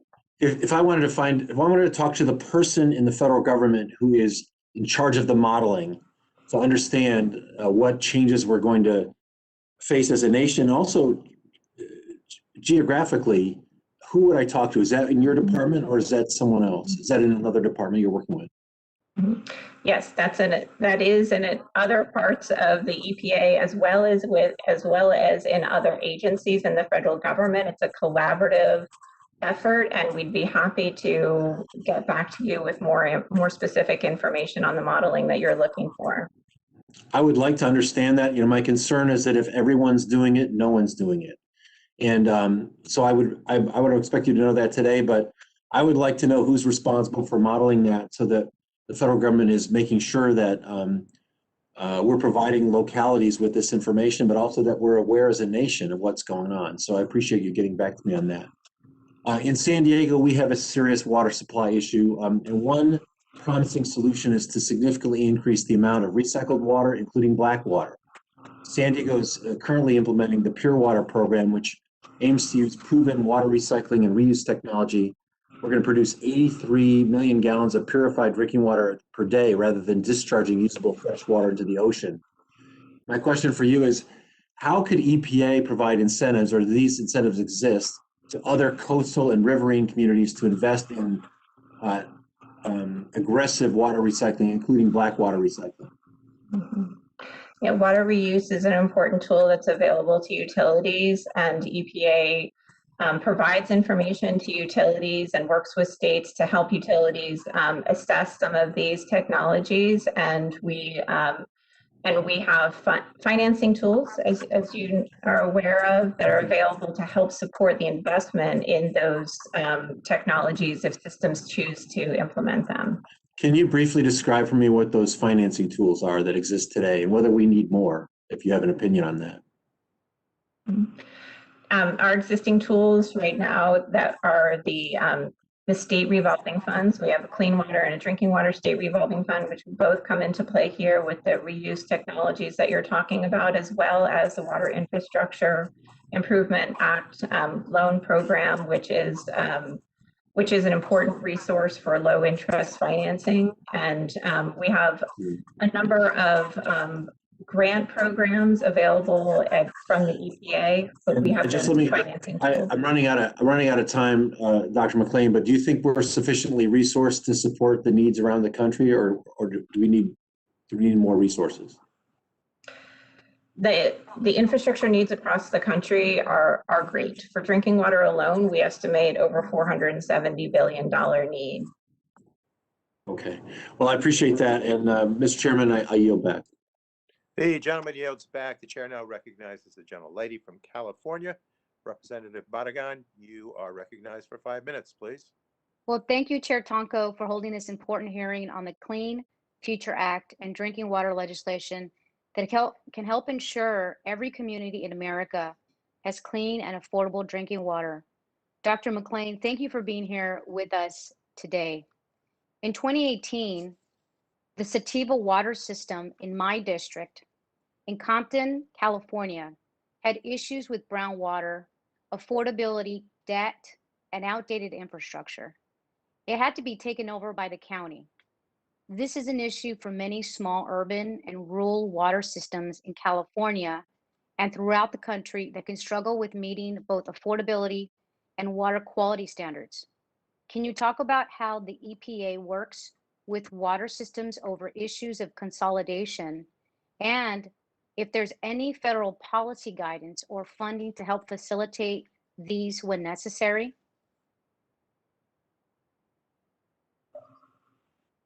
Thank you for the question. Yes, as you say, there are many systems that struggle with providing safe drinking water, and EPA is there with technical assistance programs so that systems can have the capacity from a technical and managerial and financial standpoint to operate those systems. Sometimes one of the options that is the right decision for that locality is to consolidate with another system, and we have a program at EPA, our partnership program, that provides resources to local communities that want to use that option for addressing their difficulties at their system. And we work with the states very closely in this. Thank you. A recent report from the Natural Resources Defense Council showed that 186 million Americans drank water from systems with lead levels exceeding the level of 1 part per billion, which is recommended by the American Academy of Pediatrics to protect children from lead in school water. For over 61 million Americans, this level exceeds 5 parts per million. The city of Los Angeles was one of the most affected systems. How important is the proposed Americans Jobs Plan proposed $45 billion investment for replacing all lead service pipes throughout the country to reducing lead in the water? Thank you for the question. Lead is a neurotoxin, and it is very, very dangerous to be exposed to lead in drinking water for children and for adults. We know that when the lead service lines are in a home, those lead service lines are can be the most significant source of lead to the home. And so removing lead service lines is a way to permanently remove that source of lead that can be a potential risk to the people in the homes. Thank you. And my last question builds upon what Representative Peters just asked you. As the climate gets warmer and we see more extreme weather events, this will impact our water supplies and availability. Nearly 3/4 of California is in extreme drought. It is critical that water utilities are planning for what changes they will face now, rather than reacting after they happen.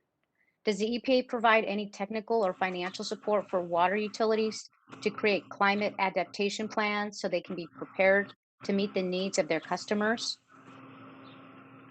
Thank you. Yes, we do. We provide, we have a climate water program for utilities to understand, plan, assess their systems, plan what they need to do, and to help them implement those plans.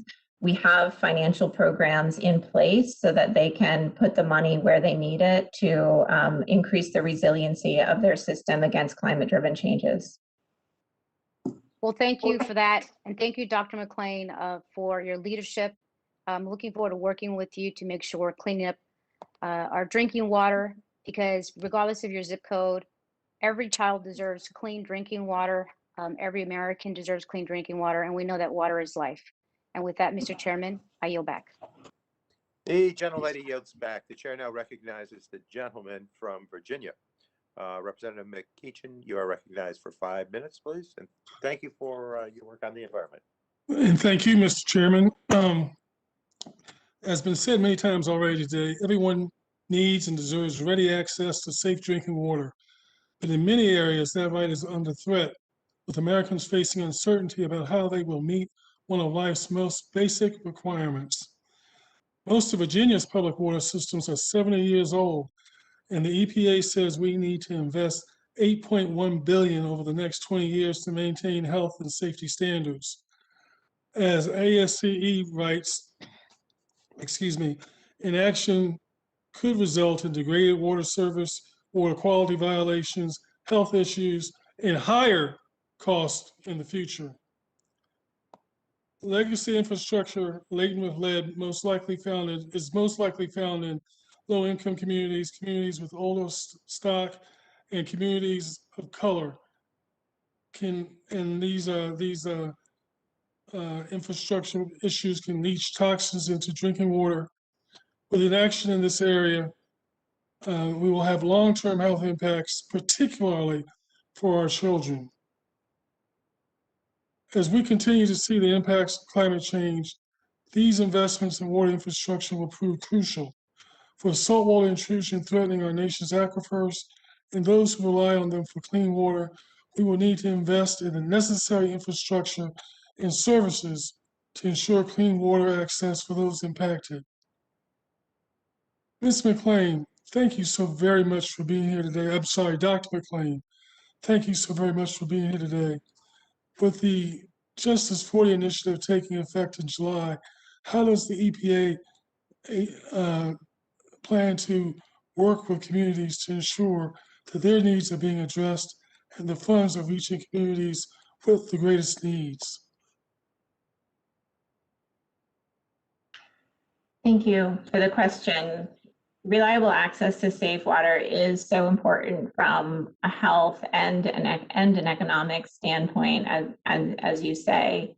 And we are working very hard to make sure that the programs that we have under the Safe Drinking Water Act are working to provide the funds where they're needed in underserved communities through those disadvantaged communities programs in the state revolving fund, as well as in the grant programs that Congress has provided for small and disadvantaged communities. These are a really important source of money for communities that have some of these great infrastructure needs.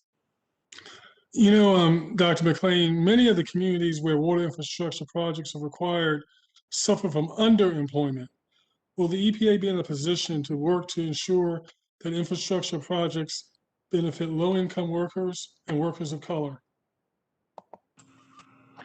Thank you for the question. The construction to provide modernization of infrastructure and new treatment, those projects bring jobs, and it's an important aspect of the programs and for the local economies. Dr. McLean, I don't know that this has been asked before, but in a general sense, well, let me describe the problem very quickly. As I already said, Virginia's got old infrastructure, and throughout my district, in many cases, folks don't know where the lines are, the water lines are, until they break. That's because they were kept in the courthouse. The courthouse burned down way back when, and nobody's got copies of the records. How can EPA help that type of locality locate the lines so that they can be in a position to repair and replace them? Thank you for the question. Yes, there are systems that know they have lead service lines, but don't have a lot of information on where they are, and they have we call those unknown service lines. And we do provide guidance, and we are continuing to provide guidance to the states and to systems on ways to examine the service line, both from the utility perspective and for homeowners. We have videos and documents available to help the systems. And then real quickly, does that guidance have any money associated with it at this point, or do we need to provide it?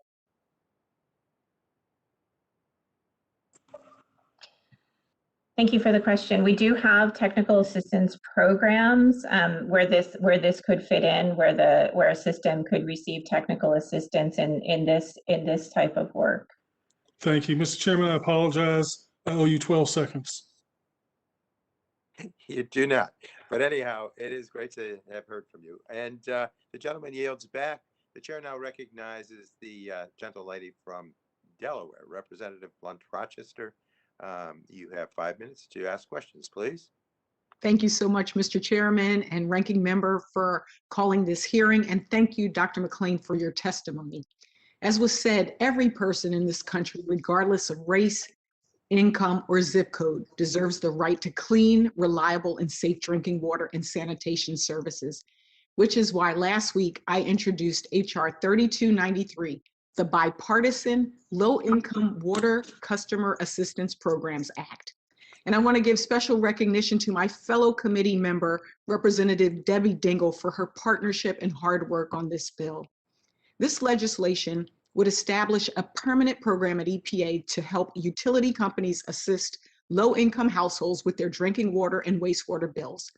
It would also ensure that utilities have the necessary funding to make crucial upgrades to our aging drinking water and wastewater infrastructure. This is an unprecedented time, and many families, particularly low-income families, are struggling to pay their utility bills. The ongoing public health crisis has heightened the importance and the important role of clean water that it plays in our society in keeping communities safe and healthy. As we emerge from the ongoing health crises, we need to work together to ensure that all Americans have access to safe and affordable water utilities. I'd also like to state that I have letters of support for my bill, including from the American Society of Civil Engineers and U.S. Water Alliance and others, and ask the chair for unanimous consent to have them entered into the record. Yeah, Representative Blunt Rochester will be doing that at the end of the hearing, but certainly. Thank you. You spoke to the public health standards, Dr. McLean, during Chairman Pallone's questioning. And we've seen how vital clean water is during a pandemic also in particular. How can a low income water customer assistance program like the one outlined in my legislation help low income communities maintain critical water and wastewater infrastructure networks as well as meet public health standards? Thank you for the question. Water affordability is a real challenge across the country, and reliable access to water is very important for public health. And we have seen the COVID-19 pandemic really deepen these two problems. And it is very important for people to have access to continuous water supply, especially in a crisis like the COVID-19 pandemic has been. And we support the efforts that utilities and local governments and state governments took during the pandemic to ensure continuous access to water, because we know the devastating impacts that can happen when when people don't have access to water, which we saw, for example, in the winter storms in Texas and in Jackson, Mississippi. And we are, sorry. I was just going to say, I know you were helpful as Congress provided funding, the $1.1 billion for emergency low-income household water and wastewater affordability program to be managed by the Department of HHS. Can you tell us, given EPA's history of helping set this up, does EPA have the capacity to quickly and effectively stand up and implement the permanent nationwide program outlined in my legislation? And as a follow-up, can you speak to your experience, EPA's experience in administering drinking water grant programs and assessing the affordability of drinking water standards? Thank you for the question. We are working closely with the Department of Health and Human Services as they implement the low-income household affordability program that's been established. And we are working with them and learning from them. We have a long track record of implementing financing programs and funding programs, including the grant programs to help communities that need assistance with water infrastructure related issues. And if Congress enacts such a legislation, we would be prepared to work on that, and we're happy to give you technical assistance in partnership with the Department of Health and Human Services. Great. And I just want to follow up. Two of my colleagues, Peters and Barragan, also talked about climate change and just the frequency of storms making our infrastructure upgrades even more costly. How would long-term investments in water affordability programs contribute to resiliency of these communities? And I see my time has run out, but Mr. Chairman, that's a question I have for the witness. And we can submit that for the record. Okay. And thank you, Mr. Chairman. You're using, trying to manipulate there. Yes, you're most welcome. If the witness wanted to just quickly answer, she could. Great. She can, please. Okay, thank you. Yes, utilities are have also been struggling, as well as individual homeowners. So having programs available for utilities to help them maintain and operate their systems can also be an important factor. Great. Thank you so much, Mr. Chairman, for your indulgence, and I yield back. Always, always. Thank you. The gentlelady yields back. The chair now recognizes the gentleman from Florida, Representative Soto. Thank you so much for joining us. You have 5 minutes, please. Thank you, Mr. Chairman. It's clear that the American Jobs Plan will help address safe and ample drinking water for Central Florida and across the nation. We've experienced 20% growth in the region just in the last 10 years, and I represent over 930,000 constituents, the 6th most of any congressional district. Some areas we need new drinking water infrastructure to handle this growth.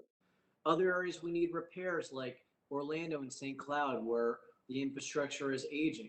Other areas, it's about affordability. We recently had an apartment complex, Caribbean Isles, that faced an unscrupulous landlord, and now individuals are faced trying to afford their water. In Polk County, in our rural agriculture areas, they're running out of water.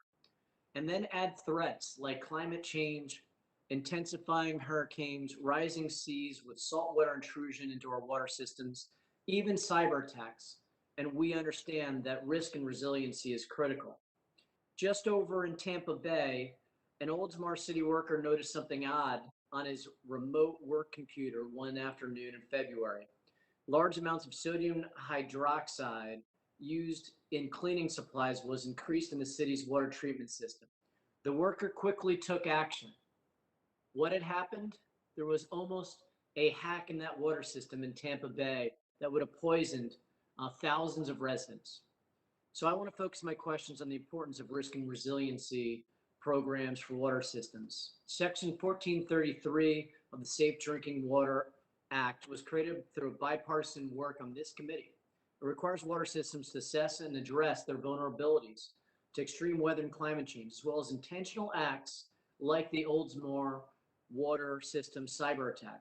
The work of this program is far from over, and I'm happy to see several bills before us in this committee, including the Clean Future Act and the Aqua Act of 2021, which would double the funding available to help water systems address these vulnerabilities. Dr. McLean, what is the status of EPA's implementation of this program? I know the deadlines of the program have been phased in, so how much progress have we been able to make so far? Thank you for the question. The resiliency of our water systems is a critical need, both from a natural disaster standpoint as well as from a cybersecurity standpoint. And the risk assessment and resiliency program established under OWIA has been an important program in requiring systems to do risk and resiliency assessments and make emergency response plans based on those assessments.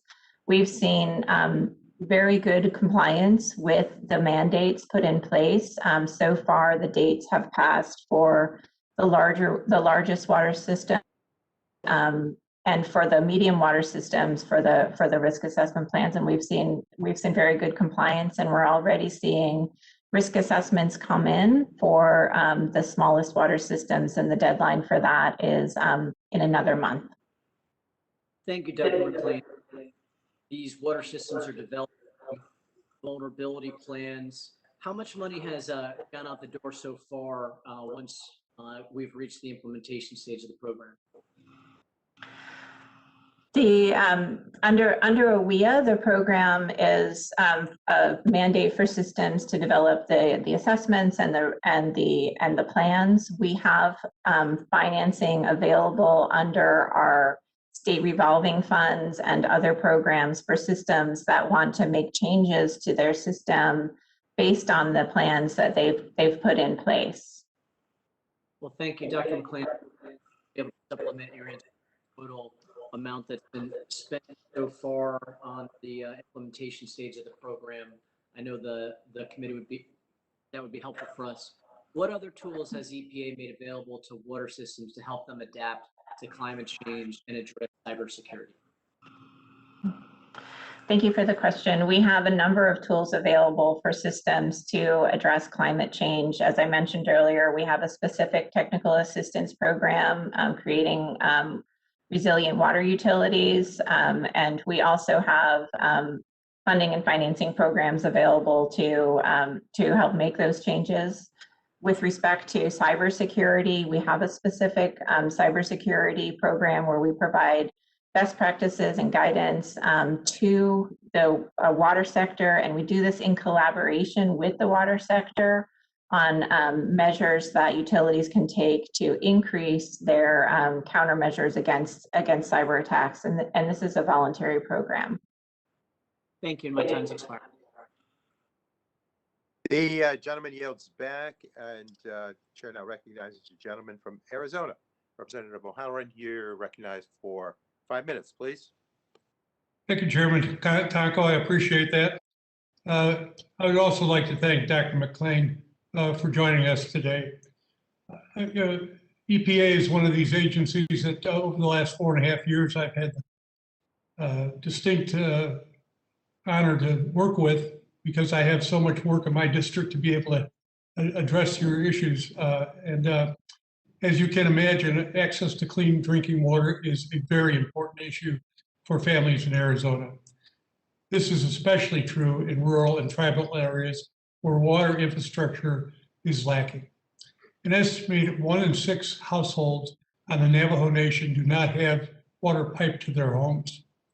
You will find the same story on other tribal lands in Arizona and throughout the Southwest. Over 100,000 homes on tribal lands lack access to running water and adequate sanitation infrastructure.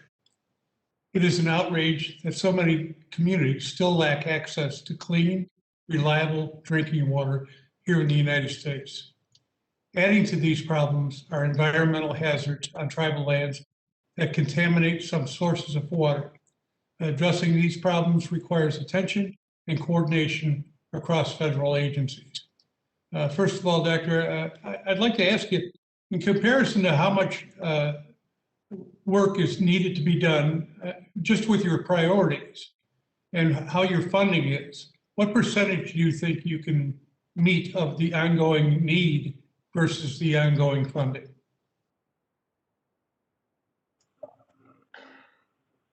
Thank you for your question. I don't think I have a percentage for you today, but I am in agreement with you about the longstanding challenges in Indian country and the significant infrastructure needs. We know that there are many Native American households that do not have access to basic plumbing for wastewater and for drinking water.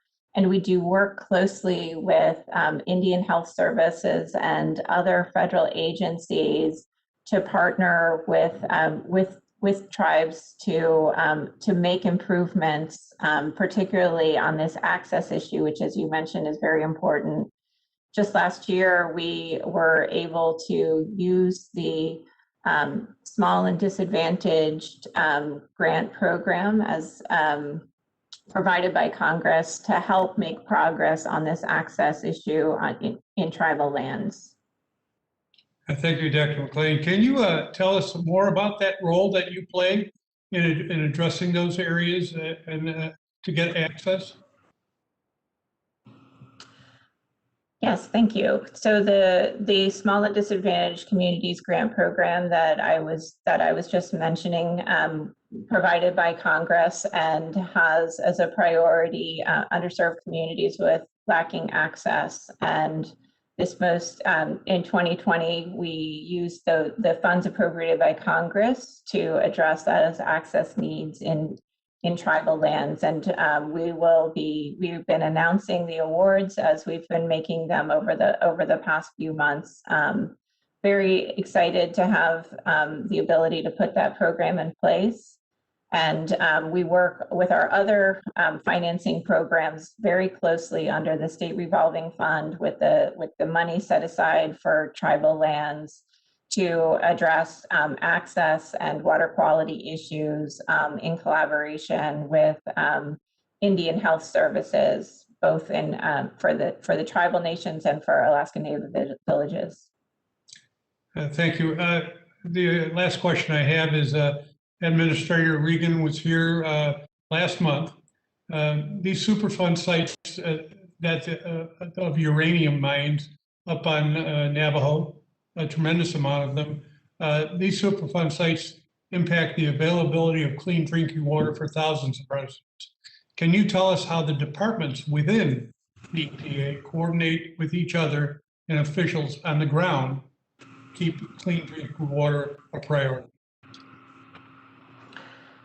Yes, thank you. I know that the president has prioritized a cleanup of mines, and EPA definitely works within EPA across our authorities to address important drinking water issues, contamination of drinking water that can happen. For example, at a Superfund site is an important mitigation measure for improving the quality of drinking water in a locality. And Chairman, I yield, and thank you, Dr. McLean. Thank you. The gentleman yields back. The chair now recognizes the representative from Texas. The gentleman has asked to wave on to the subcommittee, and so the chair recognizes Dr. Burgess for 5 minutes, please. Thank you. Thank you, Chairman Tonko. Just say at the outset, I don't want to get into a long debate about this, but it does strike me as unusual earlier in the questioning when Mr. Johnson had his line of questioning restricted. This is a committee that has often enjoyed a wide-ranging jurisdiction, and it just seems to me for a member to be able to question an agency personnel does not seem unreasonable. So I just register that discomfort with the restrictions placed upon Mr. Johnson's line of questioning. So I do have a question on the on section 621, the enhancing underground injection controls for enhanced oil recovery. It seems like this is creating a new class of underground injection wells for this enhanced oil recovery. This uses carbon dioxide to more easily extract the crude oil. So, Dr. McLean, are current enhanced oil recovery activities already regulated under the EPA's underground injection control program? Thank you for that question. At this time, we regulate the sequestration of carbon dioxide under the Class 6 UIC program, and under the Class 2 program, there are provisions as for for sequestration of carbon dioxide with enhanced oil recovery. Yes. So is the EPA able or unable to safely regulate enhanced oil recovery under current law? We are enacting the statute as it's written today, and we will be prepared to work with Congress as you consider changes to those programs. We're happy to provide specific technical assistance. And we're grateful for the technical assistance, but again, the fundamental question, able or unable to safely regulate enhanced oil recovery under current law? We're in partnership with the states, and we are implementing the underground injection control program to protect underground sources of drinking water. And we are doing this today across all of the well classes. Well, again, just begs the question, is the EPA failed to protect groundwater near enhanced oil recovery activity? I don't have any information on that topic. That just makes you ask the question of why would a new regulation be necessary for enhanced oil recovery if the EPA is adequately protecting groundwater near enhanced oil recovery activity. Let me just ask you a question, because it's a little bit unrelated, but it does.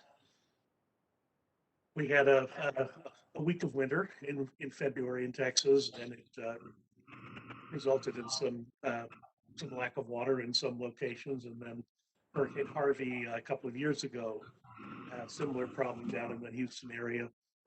And what strikes me is that dialysis centers always seem to be terribly adversely affected by these types of events. Is there anything that you do in conjunction with other parts of the Department of Health and Human Services to ensure that dialysis centers have access to the type of water resources that they need during the time of crisis? Thank you for that question. There are critical infrastructures like healthcare that are dependent on water. It's very important in an emergency situation for those facilities to have access to water available to them. And we do work under the emergency response system in the US with the state and the local emergency responders to help them understand that that the water sector is critical in response in terms of getting it stood up right away and ensuring connections to those facilities that need it most. Yeah, and of course, typically those patients cannot wait. Yes. Much more than a day or two with an interruption in their process, and the type of water that's required is obviously highly purified and pretty specialized. But it's something it's worth paying some attention to because it does seem to crop up from time to time. Thank you, Mr. Tonko. Thank you for hearing my criticism at the beginning, and I'll yield back. The gentleman yields back. I believe that completes the list of our colleagues who chose to question the witness at today's subcommittee hearing. And I do thank our witness for joining us. I remind members that pursuant to committee rules, they have 10 business days by which to submit additional questions for the record. And we would ask that they be answered by our witness and to respond promptly, please, to any such questions that you may receive. Before we adjourn, we've had a request for several documents to be included in the record. So I request unanimous consent to enter the following documents into the record. A report from Environment America Research and Policy Center and U.S. PERG Education Fund entitled Get the Lead Out and Ensuring Safe Drinking Water for Children at Schools. A blog post from Environment America Research and Policy Center entitled No More Pipe Dreams, EPA Must Order Removal of All Lead Service Lines. Now, a letter from 62 organizations to former Assistant Administrator Ross, U.S. Environmental Protection Agency on revisions to lead and copper national primary drinking water regulations. A letter from the Association of Metropolitan Water Agencies and the National Association of Clean Water Agencies to support, in support of H.R. 3293, the Low Income Water Customer Assistance Program Act of 2021. A report from New York League of Conservation Voters Education Fund entitled 5 is the New 15, a case for reducing the action level for lead in New York State's public school drinking water program from 15 parts per billion to 5 parts per billion. A letter from the America Water Works Association, Association of Metropolitan Water Agencies, National Association of Water Companies, and the National Rural Water Association. A letter from the U.S. Water Alliance in support of H.R. 3293, the Low-Income Water Customer Assistance Program Act of 2021. A letter from the American Society of Civil Engineers in support of H.R. 3293, the Low-Income Water Customer Assistance Programs Act of 2021. A letter from the Great Lakes and St. Lawrence Cities Initiatives Mayor's Commission on Water Equity in support of H.R. 3293, the Low-Income Water Customer Assistance Programs Act of 2021. A statement from Representative Veronica Escobar. A letter from the Water Equity and Climate Resilience Caucus in support of H.R. 3293, the Low-Income Water Customer Assistance Program Act of 2021. A letter from Green Latinos in support of H.R. 3293, the Low-Income Water Customer Assistance Program Act of 2021. A letter from the Water Design Build Council, a statement from Representative Rashida Tlaib, a fact sheet from the American Exploration and Production Council on H.R. 1512, the Clean Future Act, a fact sheet from the American Exploration and Production Council on the Safe Drinking Water Act, an article from Chemical and Engineering News entitled There's No Need to Control PFAS as a Class Industry Scientists Say, a letter from the Independent Petroleum Association of America, a letter from the Groundwater Protection Council, a letter from the Interstate Oil and Gas Compact Commission, a resolution from the Interstate Oil and Gas Compact Commission entitled Urging the Federal Government to Work with States in the Spirit of Cooperative Federalism during review of our federal fossil fuel program, a resolution from the Interstate Oil and Gas Compact Commission entitled pertaining to the Clean Future Act and any substantially similar legislation or policies. An article from Americans for Tax Reform entitled Clean Future Act Lays Groundwork for Backdoor Ban. So those are the requests. And do I hear any objection? No objection. So without objection, so ordered. With that, the committee is adjourned, and I thank everyone for their cooperation, and we are adjourned.